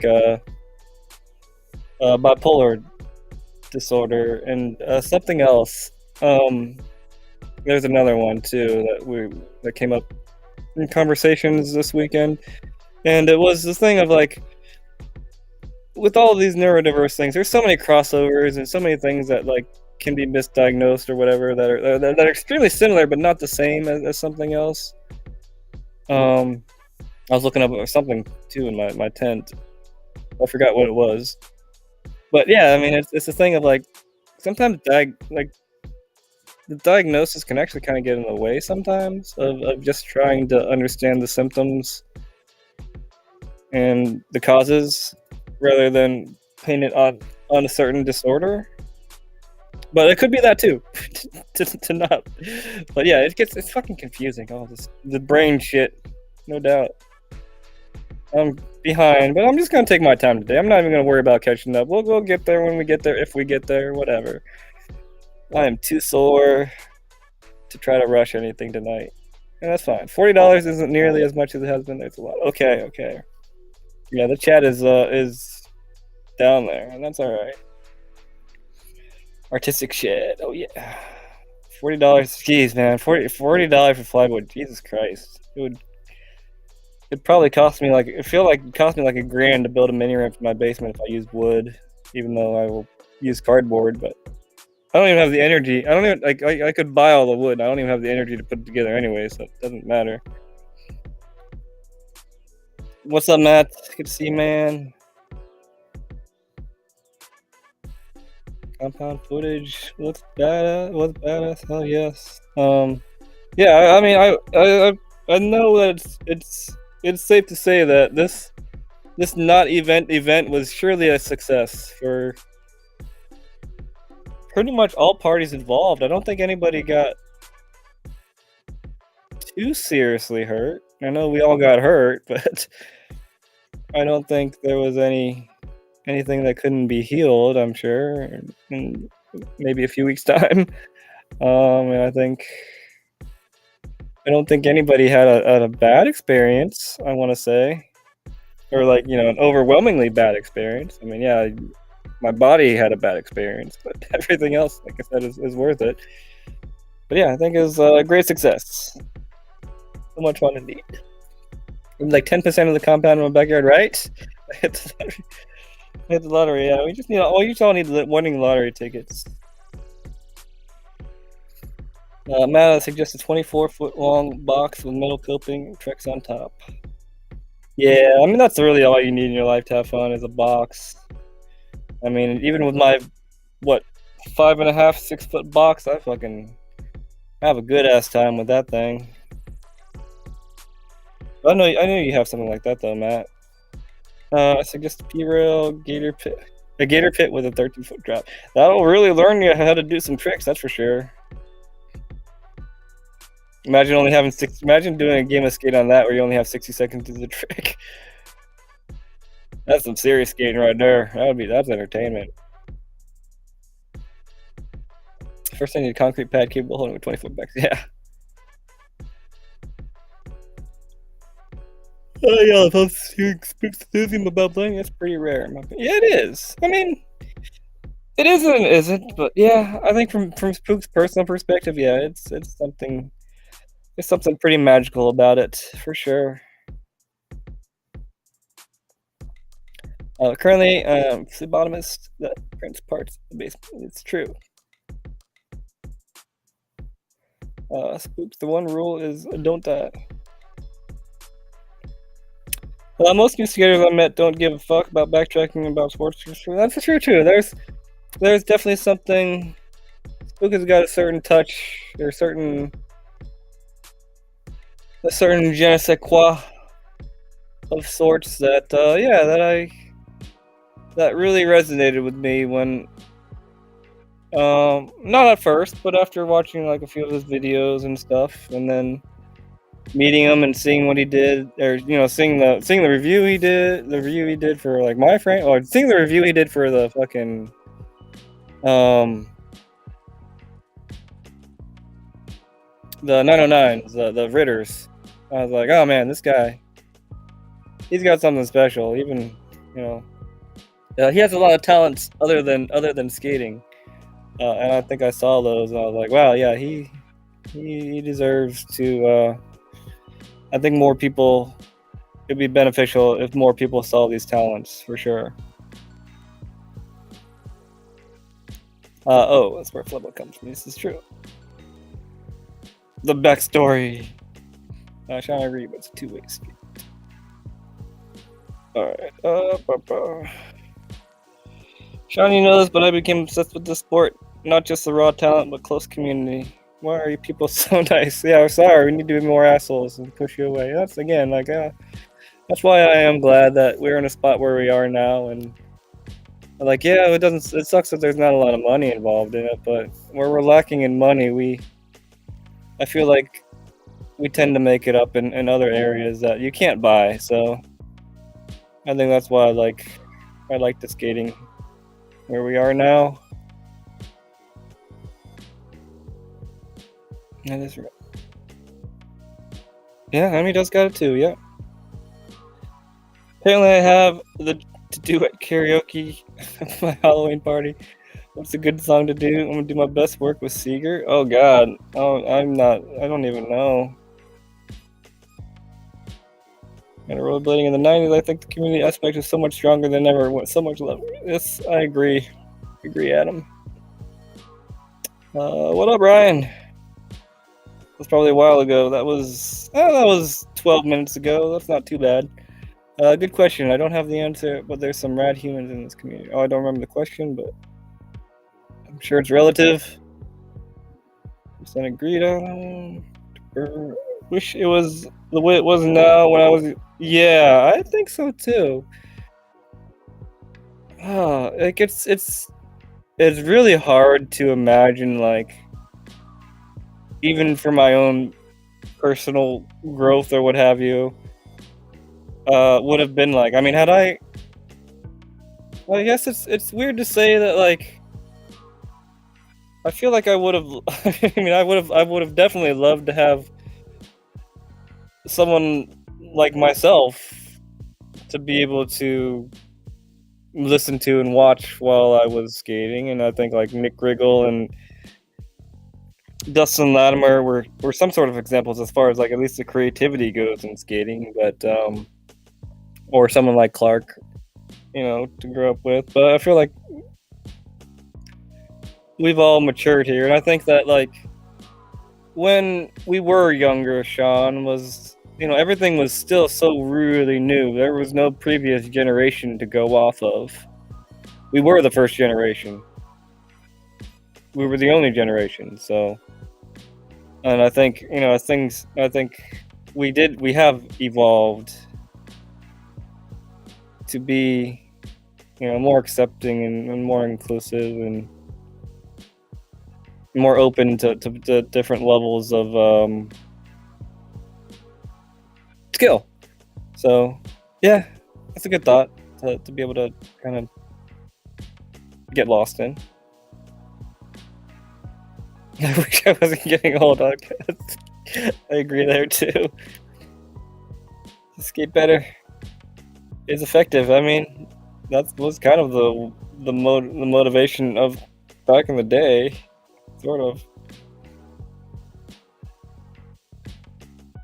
Skate faster. Skate faster is a lot of times the answer. I think we talked about this on the car ride. Spook. It's like, yeah, sometimes just like it's amazing what just going fast will help. But even though it's scary and foreign, but Yeah, sometimes, not all the time. Sometimes speed there can be too much speed, and that's certainly the case for some things, but sometimes, more speed makes things easier, certainly. Yeah, I just got back blading back in '02 because of injury, because there was a lot of elitist prick skaters back then. There were. I mean, there were just so many people, though, so I think there's the odds of that happening are higher. Doing grabs and curves until I recover wouldn't be accepted. Yeah, everything was rails and stuff at that time.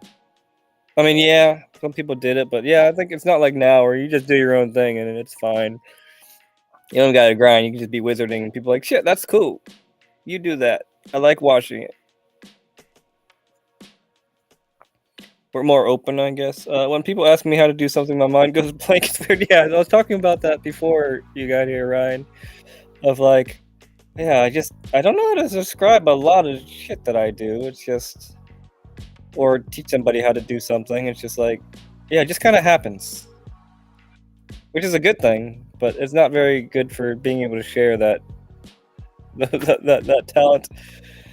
Just do the same thing over and over again for like a million times and be fine. Dunning-Kruger effect. I would look that up, but I'm too lazy. But that sounds like a thing. I'm somewhat familiar with that, but I don't know the ins and outs.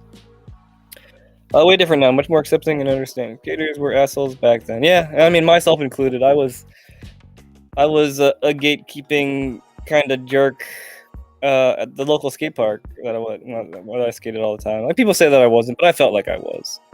To certain people, and that makes me feel bad, but it was a sign of the times, and you're not really in terribly control over that. So, well, I mean, most, if not everybody, is the way that they are for various reasons that it's really just out of their control, and a lot of it's just coping mechanisms and things to get through life. But I'm glad that it's not as bad as it was back then, for sure. How many sports can you interact so closely with your favorites? I mean, not for nothing. Oh, Tree is a master at his skill, and here I am chatting with him on his live. Oh, yeah, and that's cool. Like, yeah, let's watch this be unique now. Kind of just shift gears a little bit, but yeah, it's really cool. That, like, yeah, like we are accessible.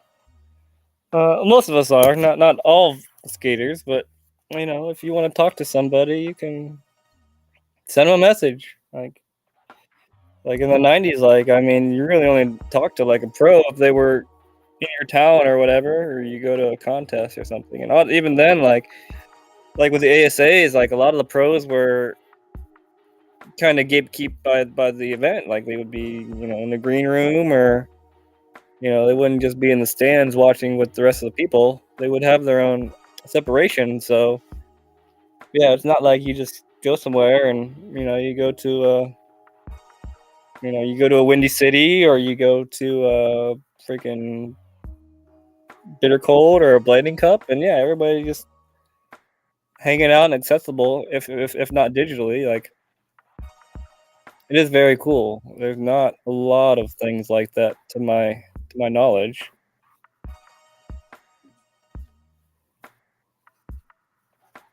What's up, Anthony? What's up, Cloud? You feel better? Thank you. I mean, I will.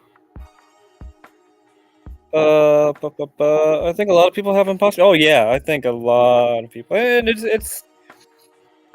I feel like it's part of it. Part of it's natural, really. I think I think a lot of good people, quote unquote good people, have imposter syndrome because they care greatly about other people more so than themselves,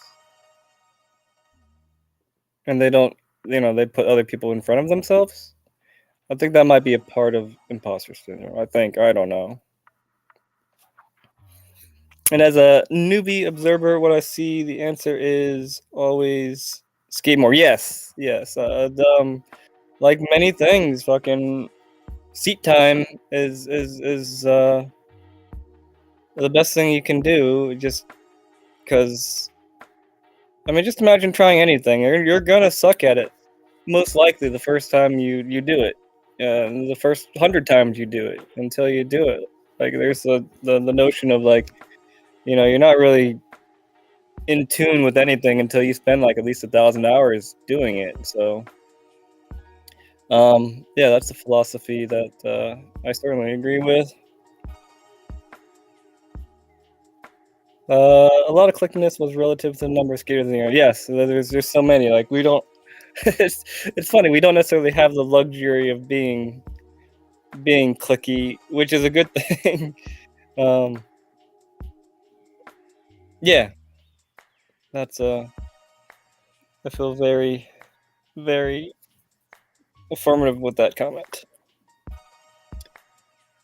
Didn't possess a certain skill level, wear the right clothes, listen. Exactly, and that gets back to the gatekeeping of like, something that, you um, skateboarding could be looked at as sort of guilty of that for a substantial amount of time, and maybe even today still. So it's interesting that we have something that's close to our sport, but not the same.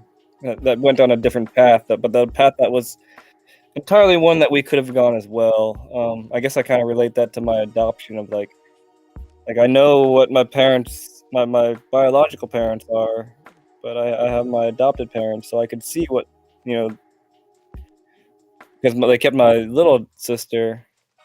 So it's interesting to sort of have that vision of what something could have been like. Not necessarily the same by any means, but um, two similar diverging paths, and to being able to see that is certainly interesting. Way better now, indeed. And yeah, if don't pretty much don't plan on me being able to conversate in a timely manner on this. I'm just taking my time today. I kind of like it. I should look into it deeper online, but it's probably the least of my worries lately. That's a good thing. Hell yeah, that's that's that's actually pretty awesome, Sean. Um, weird to say that, but yeah, I see that as a good thing that imposter syndromes. I guess it could be like I know it's weird that I think like that's a good thing, but it means you have other things going on, and that I don't know how to describe this very well. But I guess taking the deep dives that I do, like into imposter syndrome, like I do have other things that are more pressing. If you can get to the where it's imposter syndrome, that's like a luxury, but I feel like, and not to say that I'm trying to work out the things of imposter syndrome is a bad thing. I don't know where I'm going with this. I might just shut up before I bury myself into a hole that I can't dig myself out of. But for some reason, I looked at that into something positive. Because maybe because imposter syndrome is a lot to unfold too, and that it's a good thing that you're just not diving into it because it might become a distraction as well. So yeah, I'm just gonna let that go for now, and we'll just move on. We need another mental health class night again soon. I feel like we're already doing that. But yeah, whenever you want it, just ask for it, and we can try to make that happen. I mean, just yeah, if you got something going on and you want clarification, I will do my best to bring these things up. Like yeah, by all means, like this is a stream that we tend to talk a lot about mental health and drugs, and they seem to be the recurrent, introversion, extroversion, neurodiversity, all that shit. So yeah, I mean, by all means, feel free to use this as a space where you want to talk about these things. But if you don't know what to talk about, like yeah, I mean, I guess that's part of the thing too. But if you have any questions, yeah, or seeking advice or help, whatever, I'm here for you at least, and I'm pretty sure most people here are as well. Like you said, everyone at your doctor's office is neurodivergent. Yeah. It's good to be. And it's kind of like that at the compound too. It's really good to be around stuff like that. Yeah, that night was a good night. That was. Yeah, but again, we could do that any night. I'm always open. These are the discussions that I like to have, but it's not easy to have them on a regular basis. Certainly. Uh, to I'm 47, skating about 8 months. Found this the most accepting and supportive community. Blows my mind. I have met so many new friends, often through filming other skaters, watching and learning. Yeah, and that's like man, yeah, skate. Like we're so happy to film each other and do everything else. I really just wish the whole world could be like rollerblading is right now. It would be really just I would assume a magical place. It might not even work. It might just go into complete chaos. Quite frankly, I don't know these things, but in theory, I wish more things could be like the blading community. Certainly. Was Cam hurt with the hip check he did down the down? He did have to take quite the breather. So I'm sure that could not have been helping him through the game of skate. But he took a bad fall and he had to wait for a while till he was able to skate again. So yeah, that just gives you. And Cam has got a couple years on me, I believe. Yeah, Cam has got a few years on me. So I mean, the fact that he can do those things, hanging with Ben, that's a factor that that isn't necessarily was considered in the game of Blade. That just watching the video, but yeah, Cam has got um a significant amount of years on Ben, so that is something to keep in mind in that game of Blade too. Like, there's just the physicality of it and being of that age versus someone who's significantly younger than you. It's amazing that he was able to hold his own against Ben. Yeah, Sean. I mean, at the same time, yeah, he was Cam was a pro skater, and he competed professionally. So there's a difference there too. But yeah, there's so many factors. But yeah, age and pro status are factors that are worth being considered in that game of Blade. Sean, it's a community within the community, makes you feel safe when others get it. Yeah. I feel like that a lot too. Like, being a micro community within a micro community, it's like, oh Jesus, I feel like that's me like all the time. But it is amazing. Like, now that I'm finally being able to really connect with people and be aware of it. Now it's really awesome. True, I saw him rubbing it quite a bit. Yeah. Oh damn, yeah, yeah, that's a good point. I didn't realize you've only been skating for 8 months. That is awesome. It feels like you've been around forever.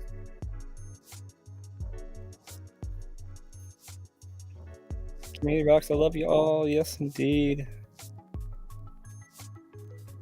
We definitely love you back, Spook. We love the love. I was talking about that with Amy earlier. Creative skating was hated back in the day. Yeah. Unless you were Nick Riggle. I mean, even if you're a Nick Riggle, yeah, I'm sure Dustin Latimer probably got a lot of hate. Like, what the fuck is this motherfucker? I remember hearing that shit at the skate park. Like, I mean, my game was cool, but I don't know what all this weird shit fucking Dustin Latimer's doing. Like, goddamn. But I think, I feel like rollerblading is more limited in the availability of tricks you can do, because since it is attached, like, I think we should embrace creativity, because we don't have a board to flip, we don't have a scooter to twirl around, we don't have a bike to throw around, we just have skates in our body. So there's not really a whole lot of combinations of maneuvers that you can do like you can do with a device that's not attached to you. So I feel like creativity probably should be embraced more, because we just don't have a whole lot of options compared to other sports or alternative sports. I'm probably the only hugger in a group of introverts. I had that issue. Like, or not an issue, but I could sense some people weren't necessarily huggers, and so I'm also not. But if I feel comfortable with somebody, I would prefer to give them a hug.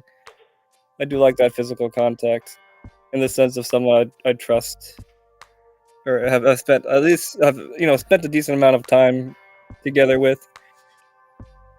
But yeah, there's that happens for sure. That's because creative skating was a threat. That's true too. A lot of people just don't wanna learn new shit or try new shit. You know, they're happy with the where they got. And it's good. It's good to be happy with where you are and where you're at. And yeah, new things are complicated and scary. So that's some good reasoning there. Okay, this might be a controversial question, so shut me up if it is. Okay, we'll get there with that prep. Same reason skateboarders shit on bladers, dying sport, and getting outshined by something new, so they lash out to discredit. Yeah, people are scared of things that are new and different. Yeah, the banana already. Ah, I got you, Jordan. Yeah, I can certainly see that. The past is the past. The important part is where we go from here. Very true, Adam. It's probably not the best to dwell on what used to be. Spastic Ninja, hello? But it certainly is interesting, I can say that. Um, but yeah, indeed, let's move on. I watch skate videos daily and research the history. I just want to be all in. I saw a video where the dude telling the history, and he said rollerblading was actually the superior port. It was. Rollerblading was the instigator for the X Games. If my knowledge is correct in that, and that rollerblading had more certainly had more participants. Not aggressive rollerblading, but rollerblading as the sport as a whole was certainly more wildly more popular than skateboarding. And but skateboarding was there first. I mean, roller skating was there first technically, but rollerblading is a derivative of well, both rollerblading and roller skating are a derivative of roller skating. I think I said that correctly, or at least hopefully you're trying to understand what I'm trying to mean. Um, but yeah, I think, and that has to be, um, and that's a notion like to be around and then have something sporadically pop up and be more popular. Um, I feel like could lead to some sour feelings for sure, and you want to squash that. It's like, hey, we were here first, kind of thing. Yeah, I could see them being very territorial, but especially about the money space, the financial parts of it, um, and be threatened and stuff like that, and kind of do what you want to do. And then I feel like that's kind of only natural to take that stance, especially at a time like that where there was a supreme amount of homophobia, which is why we got lumped into that. It's like this is something new and that we don't understand, but it seems to be taking over, and we just got to squash that. Um, Especially from like the religious aspect of that. I saw that firsthand too, and it's um, I don't necessarily blame the people that are doing that because that's a natural stance to take on, especially given the societal, it's a societal norm, especially within like a religion where it's teaching you not to do these things, or at least people are making it, skewing it into that perspective. Um, but in reality, like it's not really bothering anything. But maybe it is. I don't know. But the fear and the pushing back and the thingies, it's it wasn't a microcosm and just caused by a certain few people. It was painfully obvious that even people that didn't skateboard gave rollerbladers a lot of shit and trauma. Like, so that's why I say, like, if you experienced rollerblading through the 90s or 2000s, or more specifically through the 2000s, I guess. But like, you have my respect because I know you. It took a lot of sacrifice and you had to go through a lot of shit. Like I wouldn't even claim that I was a person who put rollerblades on. It was that bad. So you experienced a lot of trauma and apparently you survived it. So I do have that kind of respect for anybody who's gone through that as a rollerblader. Certainly. And skateboarders had to fight for respect. Is that true? Yeah, they did. I mean, skateboarders put a lot of effort into getting into where they are now. Hold on, let me full screen this. This is what can we call it? And to our benefit as well. Like, just think about like how many, how many public skate parks we have. Just and those were because people in skateboarding primarily involved with skateboarding, and I guess people like Jasmine, really they would go to the town meetings and they would organize petitions and different types of things to get these skate parks made. And also, skateboarders paved the way for alternative sports. Um, I, I do owe a lot to skateboarding being such a mainstream culture that people if we go out street skating, people just lump us in with, oh, these are just they're just like skateboarders or parkour people. They're just going out here doing their thing. They're not really messing anything up. That's just what they do, and people are more in tune with that now. And I think that that I am very grateful to all of the efforts that skateboarding has done to become what it is. Even at the demise of even at suffering personally because the reason why the primary reason why rollerbladers are hated on is because of skateboarders. But at the same time, that's why I don't like putting the scooters down, because I feel like the scooters are just in the same space that we were in the 2000s, and like they get a lot of shit and they don't deserve it, and they're really just trying to do the same thing. So, but yeah, it's weird to say that, but yeah, skateboarders, we benefit greatly from the things that skateboarders have done around the world. And now it's super corporate, but yeah, I'd much rather live in a world of skateboarders than non-skateboarders, I guess you could say. Like I have a closer affinity to them, so I'm glad that there are so many people that are familiar with skate culture nowadays, I guess you could say. Sounds like something Arla would say. But hopefully that's good. I mean, we can play Retreat. He probably knows the most. Maybe. That's at least what I know of it. I need more context. Yeah. Oh god, I'm so far away. But that's okay. If I don't make it to all these things, they're there. You guys are having the conversation, but I'm just gonna take this one thing at a time and not rush it. We're just having a chat today. But a little advice: don't send Nick like an IQ message. I'll just leave that alone. Yeah, I think skateboarding had to fight to be popular, and rollerblading just blew up. Yeah, exactly. That's a good point too. To that, rollerblading just was, and they were accepted, and skateboarders were the outcasts. So, I can understand that. Yeah.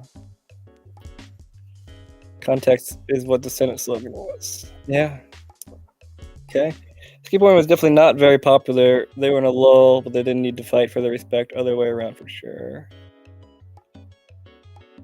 Oh, I read that wrong. At the same time, blading blew up. Skateboarding definitely hit an all-time low. This is true. Jimmy the Giant. It was a video he did on. Yes, that was a pretty good history, especially coming from someone who didn't experience the history. He did a fantastic job of that. Definitely, and probably one of the best documentations of it, modern documentations of it, I would say. I mean, comparison. I think Jimmy was parroting what Arlo said. Yeah. He did not experience it, so he was just going off of what other people visions of it were like. Yes, but I still think he did a pretty damn good job. Actually, I can't use my words right. Yeah, words are hard. Talent skating. I just did it a lot. I mean, then you become talented though too. I thought you went when blading was starting. Skateboarding was fighting for respect. Same time. Okay. The videos were intense. The more you skate, the better you get. The better you get, the more fun it is. Yeah, and if it starts out as fun, like just keep the fun going. Yeah, I think people like it's hard to really quantify how powerful fun is, but it is extremely fun or extremely powerful for a lot of people, and for some people, it's a competition and so forth. But whatever, I wouldn't discount how powerful fun can be in learning something new. Also very dirty. Ah, oh god, we're so behind. Kind of want to catch up a little bit now. All right, let's speed through this stuff, and I'll stick to more relevant things. I like to get frowned, but these are all relevant. That's the thing is like I like when chats are simple because a lot of this stuff is irrelevant, and the things you guys are saying are like I do want to hear all of it. I don't want to just speed through this stuff. I want to understand it, and we have time. I don't need to be in a rush, but I don't have to be. I feel like I get frowned on because I wear pads and a helmet with my skating. No, no. I mean, yes, you will, but if you went through the '90s and the 2000s, or if you're a skateboarder, like you really can't do that stuff. Not like you can in rollerblading. I mean, especially on the rollerblading forums, like I feel like people are villainized more for not wearing a helmet and pads than they are for doing so. So it obviously depends on the community, but I feel like within the rollerblading one, you are encouraged to be protective and be safe more so than most other alternative sports. Maybe not, maybe motocross and stuff like that, but for the ones that don't have the ones that are human powered, yeah, I think it's better, but yeah, it's not the best. But I guess if you compare it to other things, like well, maybe scooters are probably more open to wearing things, but the street skaters even don't really wear helmets. I guess the street scooters don't and pads. So yeah, we have sections of people that are of pros that are just wearing helmets and pads. I mean, look at Nicole. She's all padded up, and I didn't even think anything of it. I was like, cool, she's got pads on. She's doing it so she can do it more. Like, I feel like it's getting in the way like that. And I understand that you do feel that way. It does stink, but I think if you compare to similar disciplines, it's not so bad. And I'm not, but that's not to discount the feeling that you have at the same time. Hopefully. Just from other skaters who have super old school anti-pad mentality doesn't bother me. I like skating more than being injured. And that's a good stance to have, I feel. I'm super self-conscious skating when it's busy, trying to get a ramp past wife. Option 3.5 foot high times 8 foot wide, but they also do 6 meters and 7 meters long. I was thinking to get longer and put a box on the flat. I mean, yeah, you're only limited to the options that you have available, but you can also make your own options. I don't know if you have space at home, but like, if you can, just do whatever skating you can. When you're alone or at an empty parking lot or parking garage or something like that. Like, it doesn't have to be at a skate park, especially if you get super self-conscious. Because I'm the same way. Like, I mean, if you can find your own space or own time to do it, that would be my ideal recommendation. Because yeah, I understand that completely. Like, if there's, I don't like it when there's really one or two people at the skate park. So, but again, it gets back to like just the more you do it, the better you're gonna get at it. And if you just do it a lot, that's what I did. I just practiced in my garage for hours on end, and then yeah, being good at something does tend to instill confidence. I'll say that. Like, and it's like if I do go to a busy skate park, like what I'll do is I'll do some impressive shit like right off the beginning, so people are like, oh, this guy knows what he's doing, so they just kind of leave me alone to be what I'm doing. But I guess you have to be good enough to make that impression off the beginning. So it's a weird vicious cycle. I'm sure being 8 months in, Slim. I unfortunately I don't have any real answers for that, even though I'm a little bit confused. Neuroadventures, mental health, rollerblading, porn, favorite snacks. Don't forget hammocks. Hammocks is part of that conversation too. Paddle up like Michelin Man, stay puff, nice. Do. Like, you're 100% correct. I'm trying to skate more. I know my limits these days and don't push it. Just enjoy the ride. Hell yeah. Except for when you're doing front sides on the little ramp. Sorry to bring it up. Sorry. Good, but yeah, it's like you can't just get fucked up doing something stupid or small. It's still something you need to be concerned about, though, I guess. Even though you try to play it as safe as you can, like there's just gonna be something that can just knock you out, even when you weren't even trying to do something sometimes. So that's something to be mindful about too. Safety is never ending. Nowadays, no matter if it's skateboarders or rollerblades, the only rule at the skate park is ELE. Everybody love everybody. Hell yeah. Was that from Semi Pro? That's a good ass movie. What up, Judas? Just got done with skating. Oh, we're done with this video already? Shit. I need to find a new one. Oh no, we're not. We're only halfway through.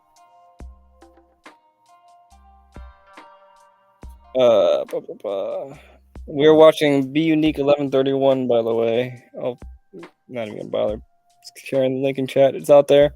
Also advocating that it's okay to pad up and still make content. Yeah, I do want to put my helmet back on eventually, but I do wear pads when I feel it's necessary. But I don't want to make it that whatchamacallit.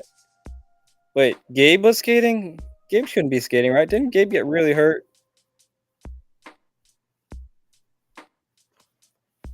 Oh, Gabe wasn't skating, okay.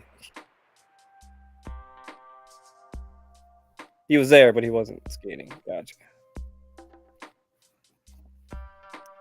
Cheers, Sean. Just want to get better, but with work often hard. And you are at an age where it's harder to fit those things in. So I can bribe the wife. I can skate every day. There you go. But yeah, just if have space at home, I recommend getting that. How old is Cam? 42, 43. If I remember correctly, I think you said it was gonna be 42 this year. Don't quote me on that, but I think that's where Cam is around these days. But early 40s for sure. Just don't make sense if you're attempting stuff potentially dangerous. I wear a helmet and ramp camp word. Yeah, if I feel like I need to, I will. I didn't bring mine. I didn't think I was going to do anything dangerous enough to constitute a helmet. But yeah, I saw that. That was amazing. I have a Hellbelly shirt in my closet too. It's the one that was all icy looking. But that's awesome. Yeah, I don't even think I remember that shirt that you were wearing. It was cool to see. Thank you, Matt. Did Gabe break a rib? Or just hurt? He said, his McRib is still hurt. Okay. But it wasn't broken. That's good. Skating warm was a Mile High Battle Saturday and nobody wore helmets. I mean, yeah. I mean, those are street skaters. And that's just really kind of what they're accustomed to doing. I'm the same way, especially when it's hot. Like, it's weird to say this, but I feel more confident not wearing a helmet in certain situations than I do wearing a helmet. And it might be entirely mental, but it's certainly there. And as I know, a lot of those Denver people are older heads, so that's just their own thing. Yeah, and you can't police people in doing other things you want. You don't want to. Like, it is a weird, touchy subject because, like, I don't want to tell anybody that they have to do anything that they don't want to do.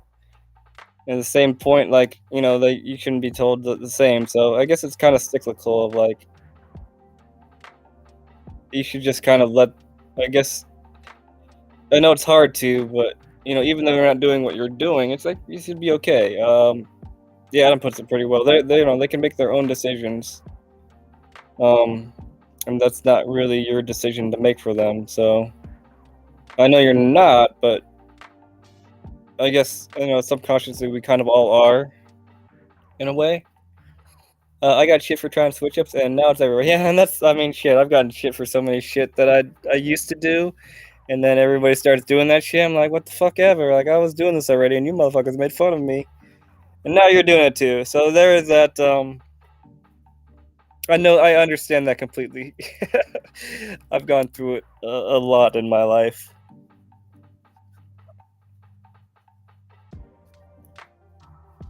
But if I don't have a helmet and I have a Avenue skate hat, yeah, and that's good that it does offer more protection than nothing. I'm glad you feel confident with that. I do like it that design. I always felt like we have to flip ourselves because we have nothing to flip like a scooter or a board. That makes sense. Uh, I have that feeling as well. I agree, but we also watch a couple of us look their head. Hmm. Wait, I'm not sure what that means. 'Cause you're talking about Denver here. There's a lot of smoking going on in Denver. Jordan, I've just seen too many of the head injuries in my research. Oh, so as much as I hurt my helmet, I have to wear it. That's good. I mean, it's not good that you saw that many injuries, but that's good that it's a driving factor for you to wear a helmet. Sucks, but there's a time and a place for advocating if people talk stuff about wearing helmets and then F them. Yeah, and I don't know how that it can be done appropriately, unfortunately. But yeah, even DL got hated on when he started getting weird, dipping into creative, but he was definitely the one who marked the turning point and was finally kind of respected slowly. Now, yeah, I mean, he was.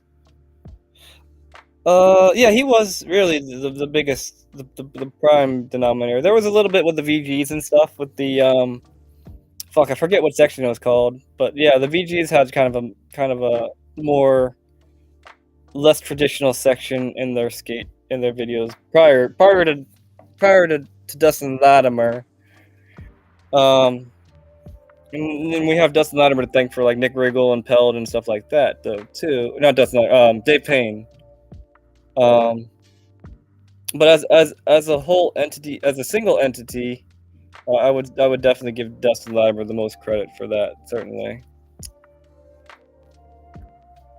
But I would also give both Shane Coburn and Dave Payne in their videos.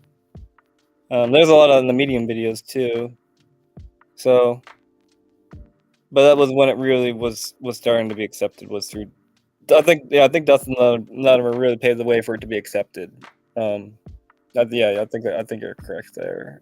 I agree with you there. Um, but yeah, I think we do owe a lot to like Dave Payne and people who were willing and actually excited to share things that were outside of the norm as well. DL probably my favorite skater of all time. He very well probably is mine as well. I don't know if I fully agree with that, but he threw some serious gas and like yeah. I don't know where we are here, but we'll catch up. I hope he does. I do hope he does it. I agree. If an Aragon puts the boundaries to the next level for rails, no doubt, no doubt. But so did everybody else at this time point too. It's like you watch videos like this. It's just like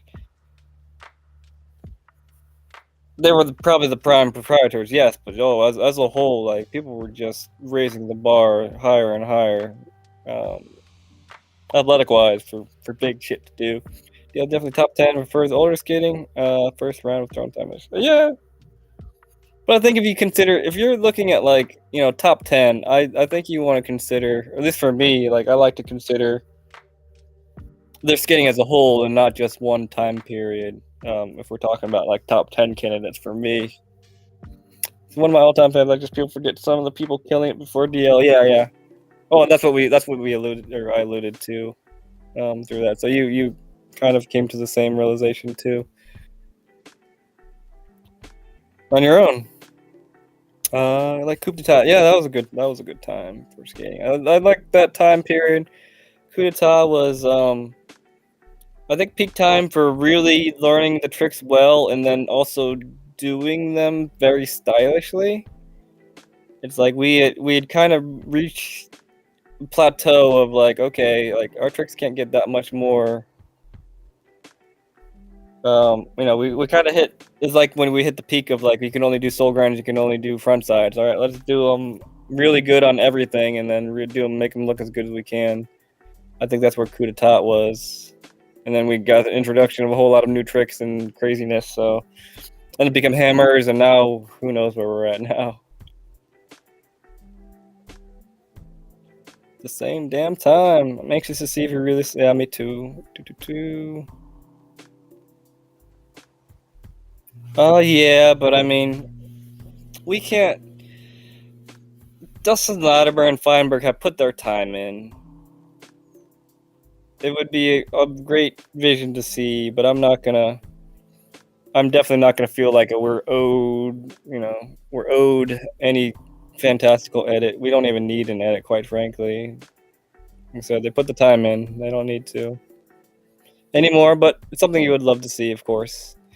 Know about mushroom blading, honestly? Just parroting something that British guys said. This word section was top tier. Indeed. Deal for me, followed by. We'll probably have a Dustin Latimer day one of these days here. Dustin Latimer definitely busted the doors down in terms of making. Yes. I got out of skating just barely after word. Brentford Gone was the last section I really got invested. Fair enough. What up, Lander? Rollerblading is such a beautiful sport. It is.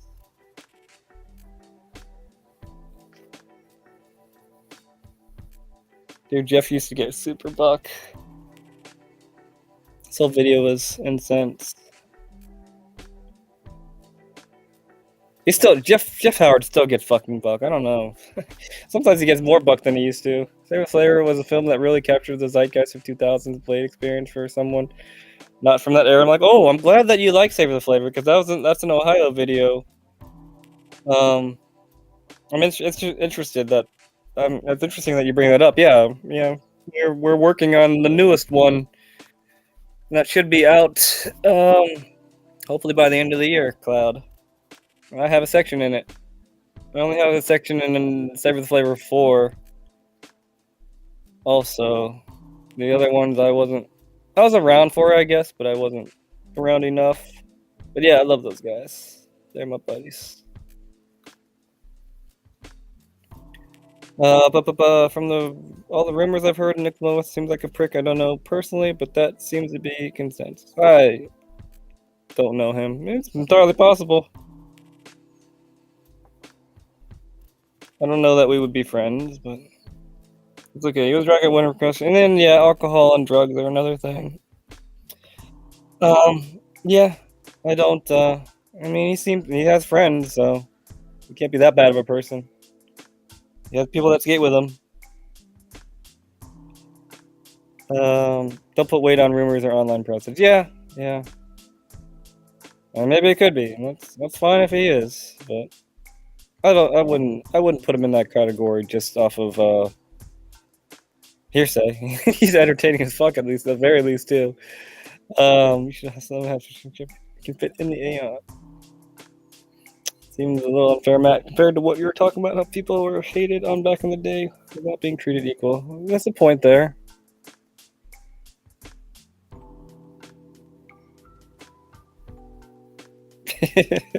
I'll read this out.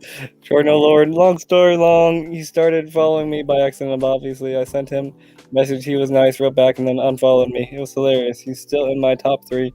Yeah, I mean, I've been starting to unfollow people a lot lately just because my algorithm is so full of non-skating shit that I just I spent like a day or two going through and unfollowing people or hiding people and hiding all these posts that weren't skating and stuff. So I mean, I've done that myself. So it's not because I don't want to. Well, I don't want to see pictures of people's family and shit. So it's I just want to see skating when I get on Instagram. So I'm catering it to my own personal taste. I'm sorry if you're a part of that backlash. I just get tired of sifting through things I don't want to see when I'm getting on Instagram. Ugh. I do want to have I do want to have like basically an entire stream where I talk about Instagram, probably sometime this week. It's something that deserves entire discussion. I want to also be able to share what I know about Instagram because it is something I have definitely taken many deep dives into. Damn it, Tree, I'm gonna smash and subscribe. I started my last video with back full torque. First time landing one in like 12 years. Nice. It would be cool. Like, I would like in your videos. I mean, I want to hear these things. I guess I don't know if you'd say it or not, but I just want to put it out there. Like, these are things you can't see by watching someone skate. And that's what I kind of like. Is like these little tidbits that you don't normally get. Oh, unsubscribe. Smash, smash. Yeah, it's weird being on the delay we are, but that's okay. We're not. I'm only like 10 minutes away now. I'm pretty good. Yeah, not policing. Just notice at every comp you get someone who bashes their head. Can happen anyway. Oh yeah, it's scary to see though too. I don't like seeing that. I have no personal information. That's just what I heard. He could be an amazing guy. Not hating, just fishing to see if anyone had heard anything on the contrary. Okay. Reading things like Picasso tonight. Yeah. Kind of how we do things around here, and which is good. It's good to kind of like think abstractly and deeply about things. I feel like. Yeah, no judgment here. He's an amazing skater. I just heard rumors, and a few I hate rumors. Just look for clarification. That's fine. That's fair. We're trying to be abrasive, just offer different perspectives. If that's the case. No biggie, dude. I've had a few drinks tonight until my wife broke my bourbon bottle. Oh no, so I may not have articulated. That's fine. Words are hard. Dap Daddy, yeah. Oh, improv section. Thank you. That's what I was thinking. Yeah, the improv section. Exactly that. I think I missed the context of the episode. Probably my missing. Dustin Dom. Oh, Dominic Sagona's a good one too. Yeah, Dominic. Oh man, Dominic Sagona's been doing Dominic Sagona forever. Just the way he skates, holy shit, it's so good to watch. Now look back, it could have been perceived as me being a dick. Oh, that's okay. We know you. We love you. Sometimes I think most of the time, like, things are just being misunderstood. And so I think, especially around here, that we all understand that you mean well or what have you. And that, sometimes things are said that you don't mean to be said like that. So I think around here you get a bit of a pass sometimes. Just because we know y'all to a certain extent. I think same happened to Colin, where he got so good he got bored with it all and started to explore the nooks and crannies of what can be done. Yeah, I mean I'm in the same boat. Like, well, one like, people can do these things really good. Like people can do TTPs so good that like I'm not gonna bother. Like I can't match that. And two, it's like I see so many TTPs, I don't want to see something different. So yeah, as a filmer, like as a Dave Payne perspective, I want to see something that's interesting. Hands down, my favorite skier so far is Billy O'Neill. I wish I would have had a better warning on the video of him getting plowed down. Oh yeah, ooh yeah, that's hard to watch.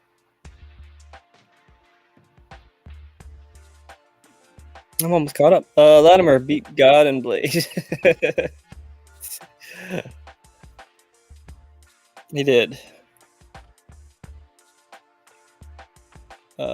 Jeff and Solid. It was a dope time. Holy shit, it was. Like Jeff, yeah. This time period, Jeff was super influential to my getting back into skating.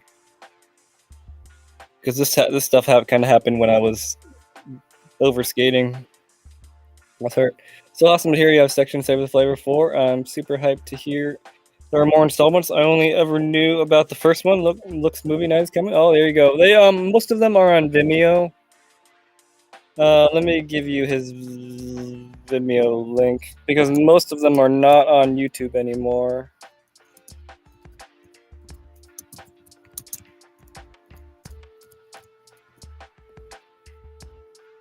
Well, they Save the Flavor 4. Here, we'll put one of these on while I'm still talking. Like we'll put 4 on because I was there for it.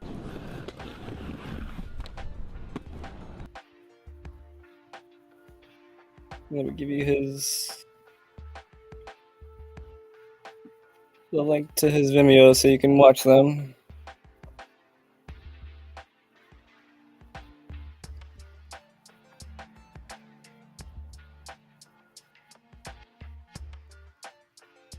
But yeah, I feel like they held up against time pretty well because they're all interesting. There's very few standard tricks in the Savor the Flavor videos. They're all that shit weird in the best kind of way, in my opinion. Like, I'm gonna head out, gotta work in the morning. Okay, have a good night. Probably gonna wrap this up soon, too. I haven't had a smoke in like 2.5 hours. I probably could keep going. I don't know. Do you guys want to keep going or not? I don't know. Well, I guess the question is for me. Do I want to? I guess I don't mind. I do need a smoke breaks here soon, though. But this won't be either. Oh, no. Yeah, it's pretty bad. His fall. I thought I shared it with you. Okay. My top 10 would be different every time if you ask me. I think the same too. I think it's probably an ever-changing list. It just depends on the day and the time you ask. Interesting point there. Probably very accurate. Oh, again, I'm processing sentence wrong. He watched it with you. You're saying, okay, yeah. Oh, look, I'm caught up. Fucking hell yeah. I'm pretty sure it was you, Sean. You gave me a lot of homework, which I appreciate. Oh yeah, yeah, we were allowed to do all that stuff. Yeah, let's do the smoke break. I caught up to chat. I'm happy about that, and I don't know really what else to say currently. So, wait, I want this damn thing to go away real quick. Hold on. What? Stop trying to sell me shit. Vimeo. Smoke break. Let's do that. I'm gonna smoke, and we'll be back. I may keep going, or I may just wrap it up. But I need nicotine. Be back shortly.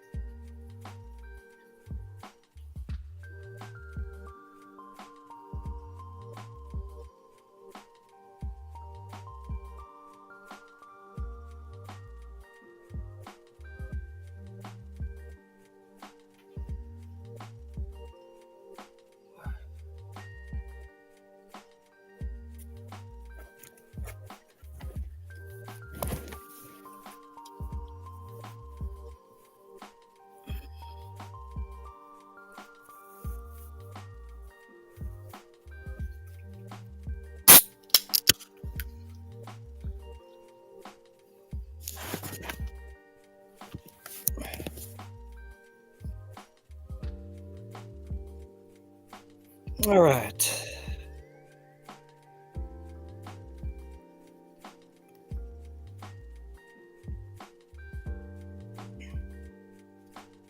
That flag up was sick. I'll just switch to watching from my computer to my phone. Yeah, that should work out very well. It's one thing I wanted to gauge some interest on in a future stream of like, because my main stream on my computer is set up. I think it's set up more for like the person watching on the TV screen or what you call it. It's not necessarily optimized for a phone. Whereas like something like this stream is optimized for being able to watch on the phone. I feel like, but the other one is not so much. But yeah, those are future stream things. Notification. We can go. We'll go over in time. You're the best. Thanks for sharing. Oh, you're welcome. Made it. It's true.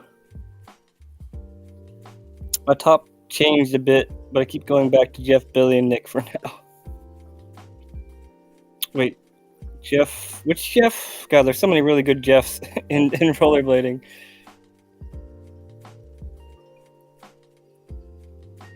Forwards and pro skate. Man, I miss those days. Yeah, I feel like Ryan was, and the Savor the Flavor guys were kind of going maybe ahead of their time, but like all the skits and stuff they did was so much fun, and it was before the YouTube days, so there's a lot of I don't know if necessarily bravery, but like pioneering. I feel like they did. I feel like they still held like the old VG like goofiness and stuff. You gotta think like VG was a goofy. There was a lot of goofy and funness happening in the VGs that I think we don't realize that VG was like our Bible really, and you know, there is so many smilings and celebrations and high fives and all kinds of stuff with VGs that we forget. That then they were probably, you know, the biggest video releases, probably the most purchased ones out of, or almost definitely the most purchased videos of our time. But I feel like this more serious ones kind of just, and then VG stopped, I guess, so then it just became into more just serious videos. And I don't really think that much was able to capture the same thing like the video grooves like Dave Payne made. Tom favorites John Julio. Oh, another controversial question. Let's tackle him. I'm for it. Julio doesn't get enough credit. I agree. Mushroom blading goat conversation, in my opinion. He's been bonking and wall running forever. This is true. There have been a lot of sessions or sections of Julio where I just say it's like, you might as well just watch that sideways because he's on the wall, like, not majority of the time, but a substantial amount of the time. Yeah, he's got those. He's, what is it? Horizontal a lot in his, you know, riding horizontally in a lot of his tricks, which is what is very unique. Definitely rubbed off on me. Like I love bouncing off of walls too. But yeah, good point. All right, is this the question? Do a lot of them skaters have a similar landing? Remember, I'm newish, so don't come for me. I'm actually no. That's a beautiful, not a beautiful question, but a relevant or valid question. I actually love them team and the skates. Yeah, we talked about that this weekend at the compound. Maybe we should, I don't know, maybe we should like record these conversations in the future or something. But yeah, like they're for skaters riding a certain pair of skates, there just seems to be an inherent style that comes with the skates, and it's probably has a lot to do with just the perception of people that ride these skates. So like, oh, like when I was saying, like when I skate on a pair of Colts, like I skate like a razor skater more typically, and I do typically more grinds that people that wear razors tend to do. There's just something, there's a weird and not necessarily unspoken, but just, yeah, I think inherent is the word that just comes with a certain skate. Like, you know, people who ride Mesmers will you know, you see the Mesmer videos, and you tend to skate toward like those people when you're riding those skates, and people tend to fashion themselves in alignment to like what the team is like or what the consensus of people who skate those skates are like. And certainly not always the case, but I feel like there's definitely a tendency for that. Not to say that's good or bad or anything like that. I think that's just something that has that seems to peak up itself in quite oftenly. With almost any skate like Rossi's, there's sort of a style that I think that's kind of a bit of both the team and the brand, as well as the company, or not the company, the community of people that ride such things. I think inherently some skates are designed more so for a different type of skating in mind as well. So yeah, that's definitely a valid observation. Is there such a thing as too much style? Sure, there is. And style is always going to be something that is subjective. But yes, there's certainly. I won't name any instances, surely, but there are some times, and I think a big part of that is a natural style versus one that is sort of forced or style as something that's trying to be mimicked. But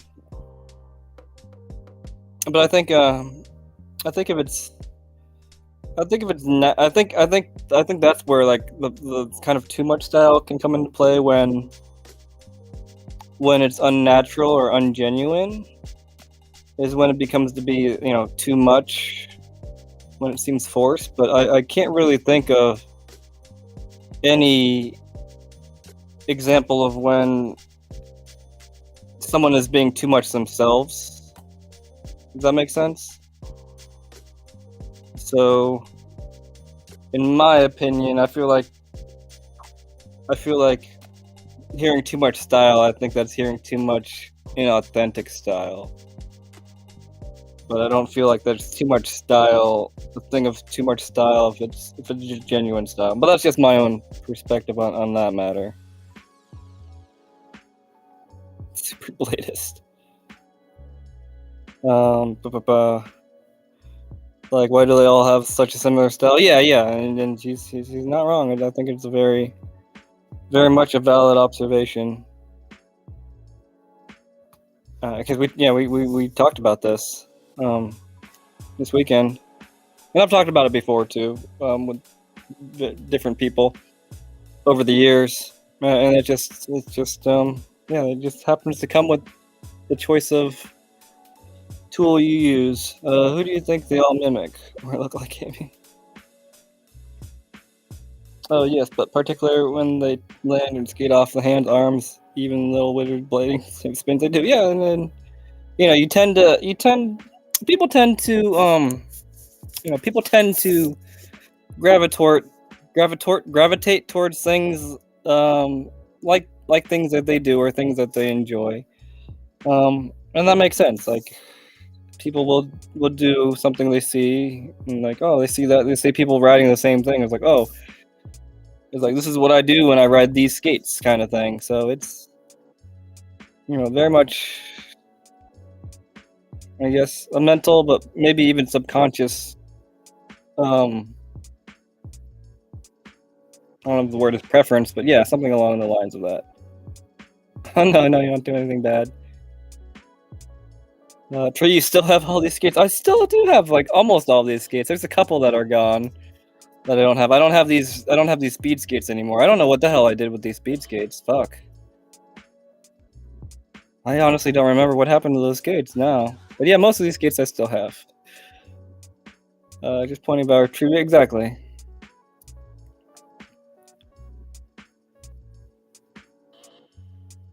I'm not a can noise. Well, I'm not cracking one. I just cracked up a soda. Jeff Downes, okay, yeah, he's a solid fucking skater. I could see that being in the top 3 easily for a lot of people. Jeez, I'm thirsty now. Popping that sock. I'm sorry. Although you guys should stay hydrated. Take deep breaths and stay hydrated. That's usually what my job used to be when I was conducting live streams for education. But like, all right, guys, remember to stretch, stay hydrated, use the restroom, take some nice deep breaths. Go ahead and go outside if the weather's permitting. You gotta, there's a lot of brain usage going on, so be sure to take care of the body while attending these things. Oh, that's the end of that. I was gonna. Oh, this was actually my It's like, yeah, we used to do skits like this. Hold on. Let's play how about a pud slide?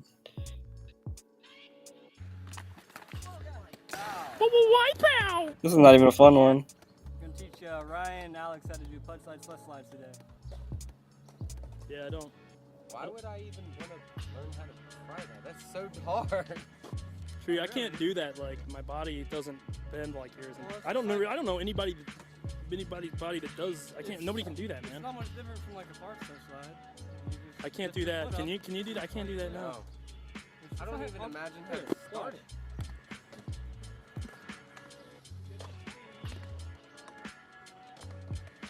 Get down, step slide, turn out, and then that's all you have to do. It's really simple. Come on, Alex, you can do it. You got this. You gotta find some of the Andrew Thompson ones. Those are really good. I'm gonna go ahead and not do it, and not attempt it. Safe, man. I'm gonna go ahead and not attempt. I'm just not gonna do it.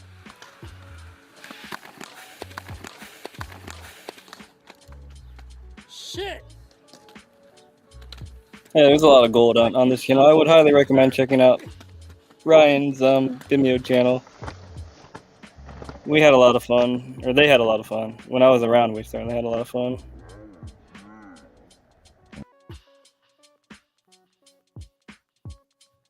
Let's see if I can find one real quick. Don't autoplay. Pause.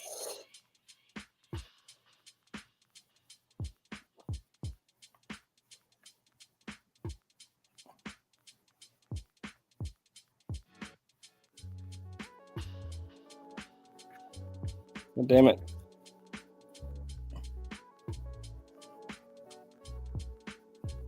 I'm probably watch one more video and then probably gonna get off of here. But I'm enjoying myself though. I'm not gonna fully commit to that.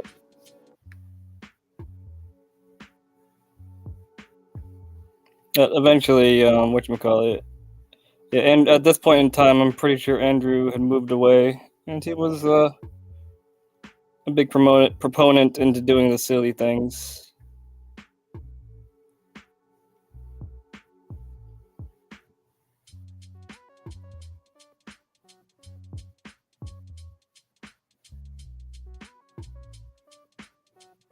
Yeah, they stopped doing skits quite a while ago.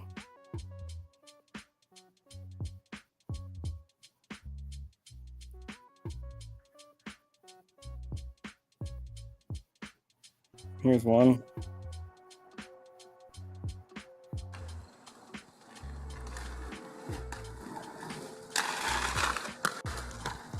Hey, what's up? I'm Andrew Thompson, and I'm here to do the ALN Ice Mizu Bucket Challenge. Okay, but yet who nominated you to do it? I didn't actually get nominated. I've just been seeing a lot of the friends posting on Facebook and stuff, and I thought... You have to get nominated to do it, but not only that, I don't know, what's the name of the challenge again? ALN Ice Mizu Bucket Challenge. I think it's just the True Mizu Challenge. Is that what you mean? There's two different challenges. Well, I saw the True Mizu. Is it the Ice Mizu Bucket? Look, dude, it's a True Mizu Challenge. It has nothing to do with the ice challenge. You're thinking of something totally different. But look, look at this. My friend he's pouring ice on his head right now. Dude, that's totally different, dumbass. It's not even the same thing. All right, look, I don't think we're going to agree that you even understand what the challenge is or something. So just do a True Mizu and just nominate somebody so we can be done with this stupid thing. Just do a True Mizu and then say you want to. You want. I think I get it, but all right. No, you don't get it.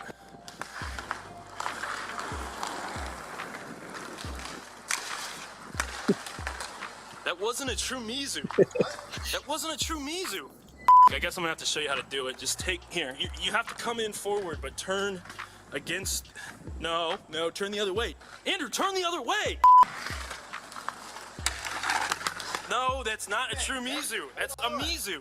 No, it's not. Yeah, that is a Mizu. It's a true Mizu challenge. And where's the ice involved in this? Dude, I'm gonna have to grab your foot, and I'm gonna have to grab your foot and show you how to do. You don't even understand. I know how to do it. No, you don't. No, you don't, dude. No. Oh. All right, so I just did the true Mizu ice bucket challenge. No, you didn't do it. Whatever, dude. You didn't do any of those things. Dude, just say who you nominate. Fine, just nominate. Go, go, go. So first up, we got Ben Corwin, Brian Shima, and then for third, I guess President Barack Obama would be good. Dude, you don't know Obama. He doesn't even rollerball. You have to be one of your friends. He's got a Facebook page, and I voted for him. Dude, so I don't. Look, I can tag him on Facebook. Fine, yeah, that's great. That's great. Fine, just fine, Obama. Listen, dude, what do they have to do if they don't do the challenge in time or whatever? All right, so if you don't complete the challenge, you have in 10 days you have to buy a puppy from Oak City Skate Shop. Dude, they don't sell puppies. It's a skate shop.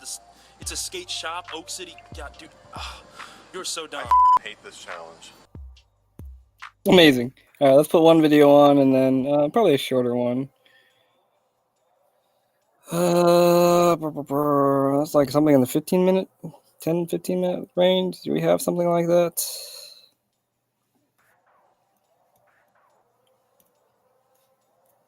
Flavor 5, that was probably like in the 10 minutes. There we go, 10 minutes.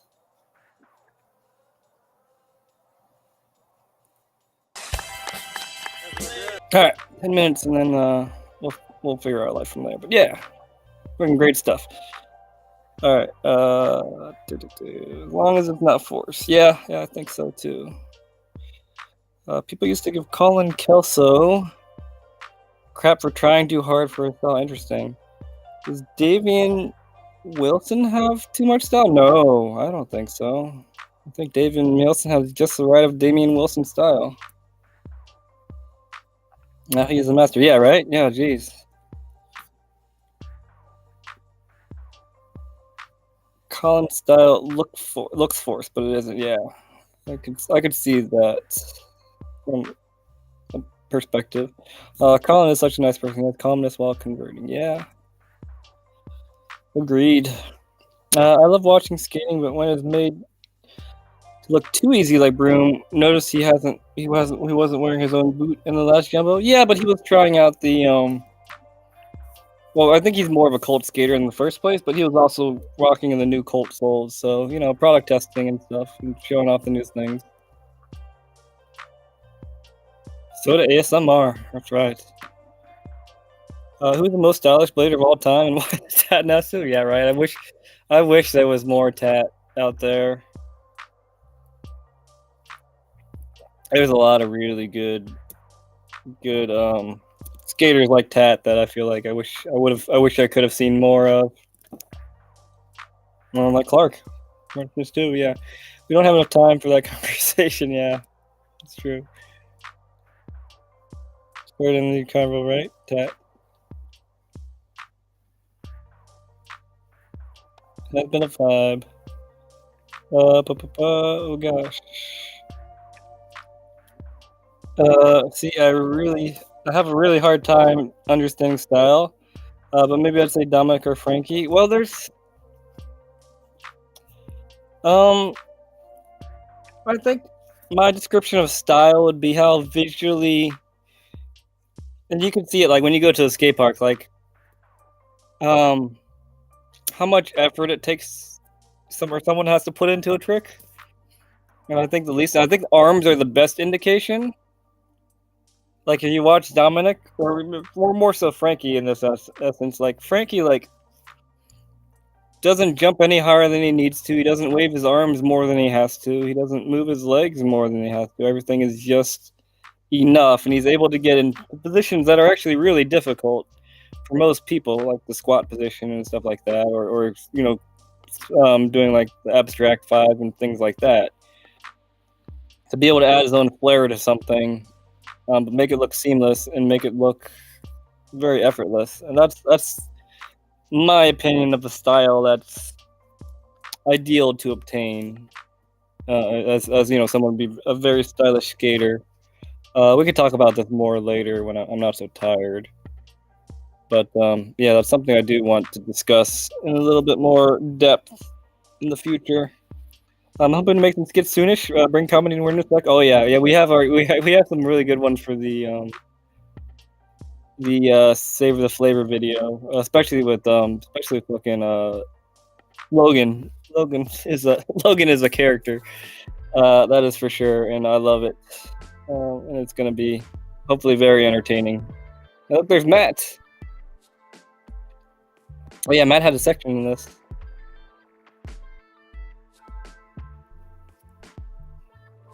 Bars, most stylish, full stop, facts. It's my new favorite. I need someone to send me a list of skaters know for their style so I can process it. Shit. Yeah, that's a good thing. Off the back, I mean, obviously Broscow.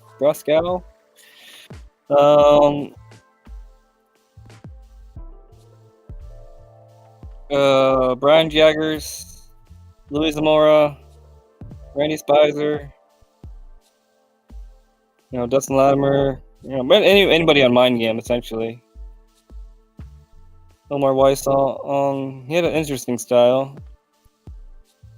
Feinberg, trying to think, Jason Reduta, Jason Marshall. Yeah, we'll do a style day. How about that? Let's remind me to do a style day, and we can learn you some good styles. There are some people that are known for having good styles. Yeah, you didn't do any of those things. Yeah, those skits are amazing. But yeah, Frankie and Dom, they do exhibit style.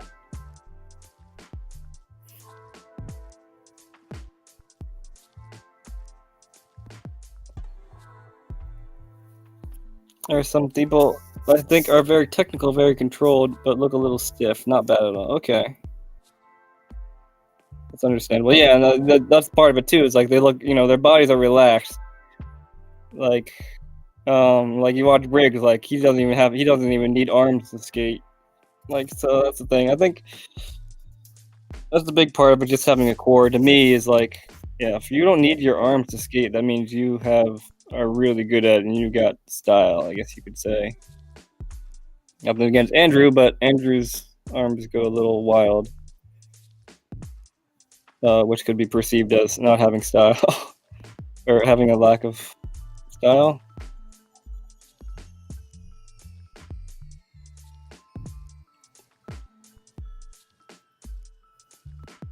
Yeah, he was not around long enough. Ankle surgery made me focus on style over amplitude. I like to go fast and high in my heart, but now I skate more mindfully. That's, I think, part of why, a lot of us, or a lot of the mentality of skating does lend itself towards style, because, yeah, doing the amplitude is either causing injuries or just not able to because of injuries. So that's the interesting point. Yeah, Brian Jaggers has got the style. Vinnie Minton, yeah, good call. Vinnie Minton is another one to look at. Let's have Jumbo on for sure. Yeah, we are very blessed to have the Jumbo to watch and also be envious. It's like, damn, I would love to have a session like that. Like, I do, but yeah, it's still really nice, especially to see those, all those different individuals come together and do their thing and have a good time. But it's really, and really just kind of have a reflection too of like, yeah, it is nice to be able to do stuff like that. And yet, even, I guess for people who don't have a crew like that to enjoy and just push each other, it's good to be able to see that. Dre Powell, yes, another fine example.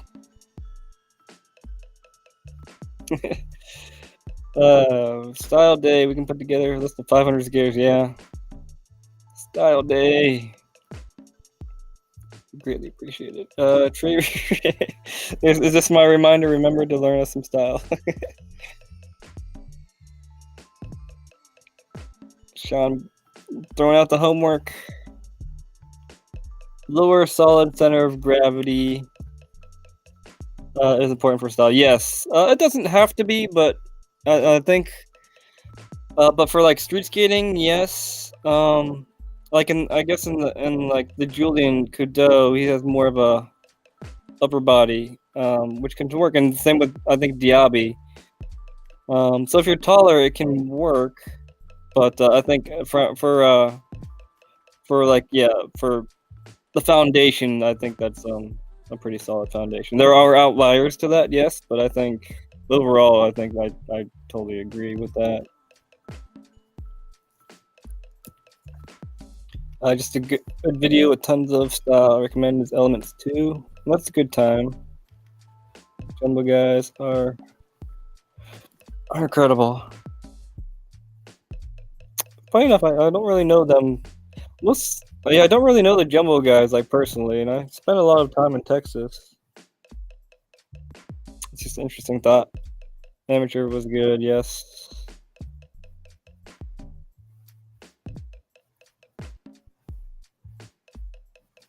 .62 style's hard, yeah, and I can understand that. I mean, it is definitely a sport that is. I feel like you have an advantage of, which is why that's why I gravitated towards skating, because you have a certain advantage being smaller and skinnier.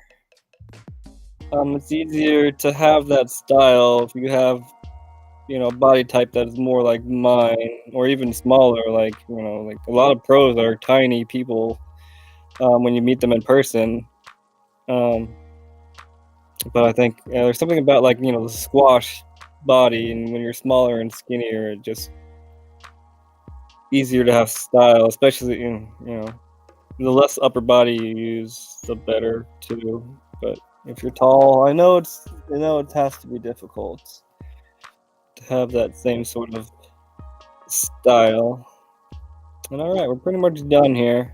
Second's going insane. I'm not sure what we're talking about. Maybe the Andrew one. Just realized I love everyone dead. Do his best to feel the struggle. Yeah, Sean's got some height too. Oddly enough, I like a nice tall backstab versus taking it low. But I really like having sabs in general. Okay. I think a tall backstab is probably in more control too, and probably able to be carried longer. So I'm sure that's the thing. On the style question, I intentionally didn't say key. Appreciate the response. Okay.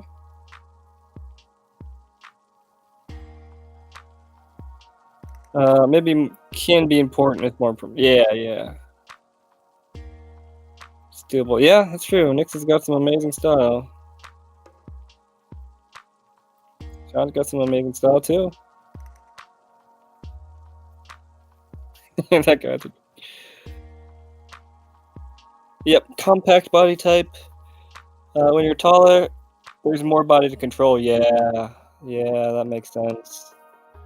I don't know. See, I don't know what it's like to be tall, and I don't know what it's like to be overweight. Or not even overweight, but have a normal weight. So those are things you just have to adjust to, I guess. All right. Any last things anybody wants to get in? I'm not done yet, but I don't know what the fuck to talk about. I'm 6'2" and fat. Putting the boots on is hard, let alone style. That's true. I will say, you do a lot of skating that will probably help burn off some of that fat and turn it into muscle, ideally. Because, I mean, I think an interesting point that I noticed, too, is that, people that have been skating their entire life tend to look really young.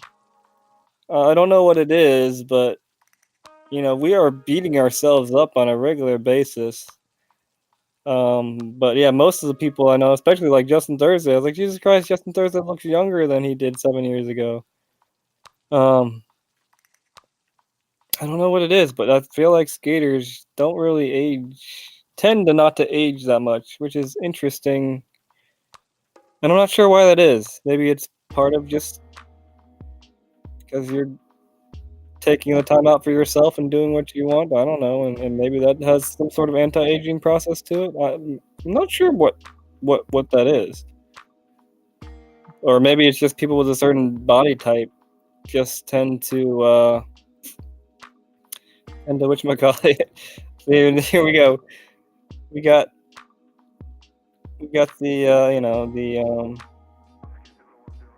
imposter syndrome, but also just kind of decent, social decencies going on here. I just want to point that out. Sean, you do float though. You're very good, and you are certainly better. You're certainly in the well above average category of rollerblader. Easily. And that is an objective statement. You are easily more adept than your average rollerblader. See, oh yeah, I just point. Yeah, that is imposter syndrome. Never ever believe anyone when I say I have good style. Exactly. It's not being able to accept the compliment is part of it. There's a lot more to it than just that, but that is an example of imposter syndrome. Yes. You're doing good. Young. It's all just adrenaline draw. That makes sense too. Yeah. That I guess that those things will keep you young too. All that cardio. Oh, that could be a part of it. Justin has some really dope style. I hope he gets back into. He's able to get back into skating soon. Sean, take the damn compliment. I think it has something to do with holding on to something that connects the now to their youth. That makes sense. Having fun and staying young at heart helps people stay younger. He's a floater. Oh, Tim getting thrown on the bus now too. Tim does have some dope style, and you've been missing having sessions with you, Tim. But you have been doing really good. I like watching the Tim skating. Stop lying, Ryan. All right. Here's one for you. I have loaded up of style. Walt Austin is easily in my top 10 for style. We'll watch this, and then I'm actually gonna wrap it up.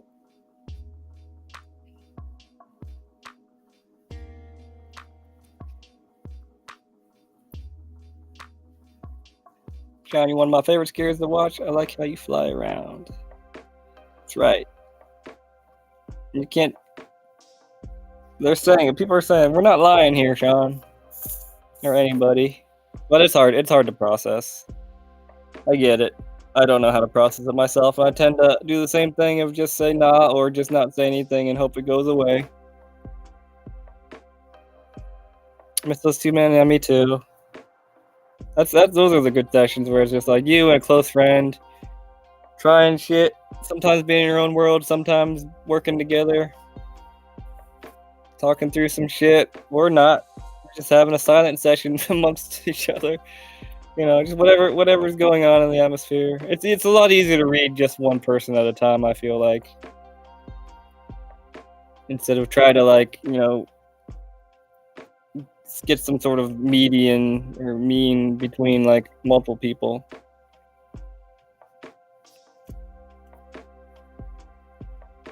That's true. You're gonna take that compliment. You're gonna like it. You're gonna like it whether you like it or not. It's one of my favorite statements. I don't know why. Yes, Walt, you know him well. Okay, good. Yeah, Walt he's got the style. And see, the thing is, he's just doing this, and it looks very effortlessly, even though this is really hard. Look how high this shit is.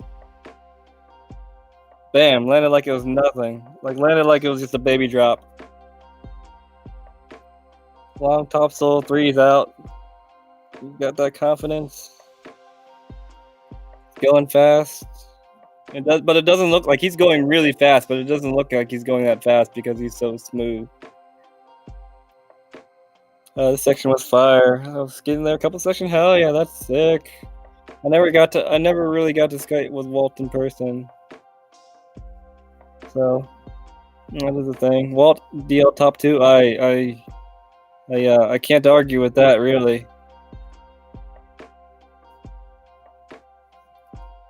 Those long ledges were my home spot and so good. All right, I have one more example. I lied. I have another video that I wanted to play during the stream, and then we'll actually shut down shop just because it's here and loaded up. Give Walt Hammer nice.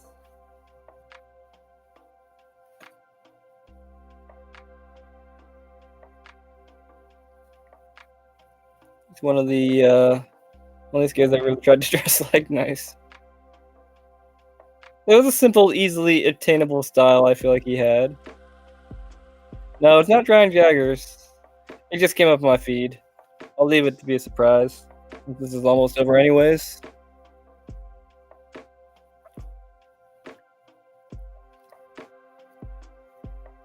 One more try. Oh! Okay, that does remind me. That's what I do want to make something like that.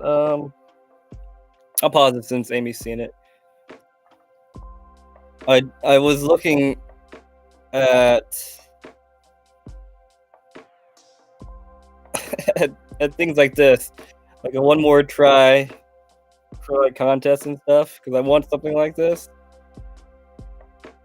like one more try kind of thing. But I think when I get my divorce monies, this might be something I actually create. Because I want something like this, but if I want one of the things, I gotta buy like stock of them. So I may end up making something like this, just because I want it. All right, last section.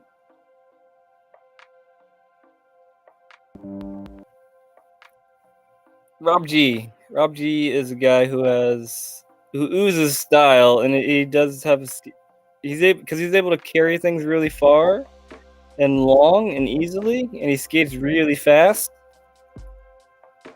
And yeah, just watch Rob. And again, arms not very moving. He's not very squatty most of the time, but he just doesn't move. Like, he gets on the trick and he goes and goes, and he goes far and fast, and he makes it look effortless. But it's hard to do these things that he's doing. Like, yeah, Mach Yoda fish brain to Roy Howe. Like, these are really difficult tricks, and he makes it look pretty simple for him. Exactly, yeah. Rob has been extremely well-rounded forever.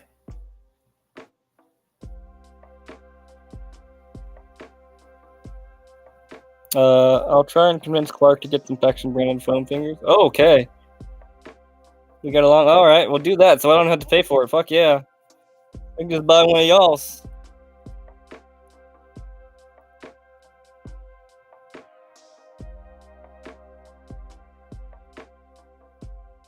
That is good. One more try, and I mean, it comes up all the time.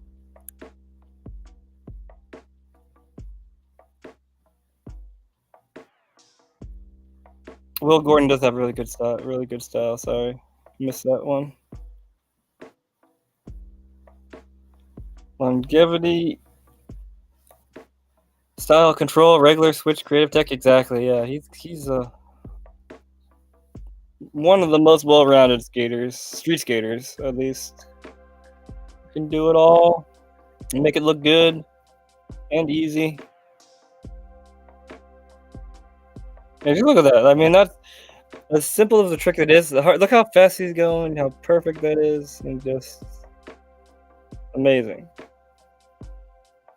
Oh, Pat just reminded that you do know. Awesome.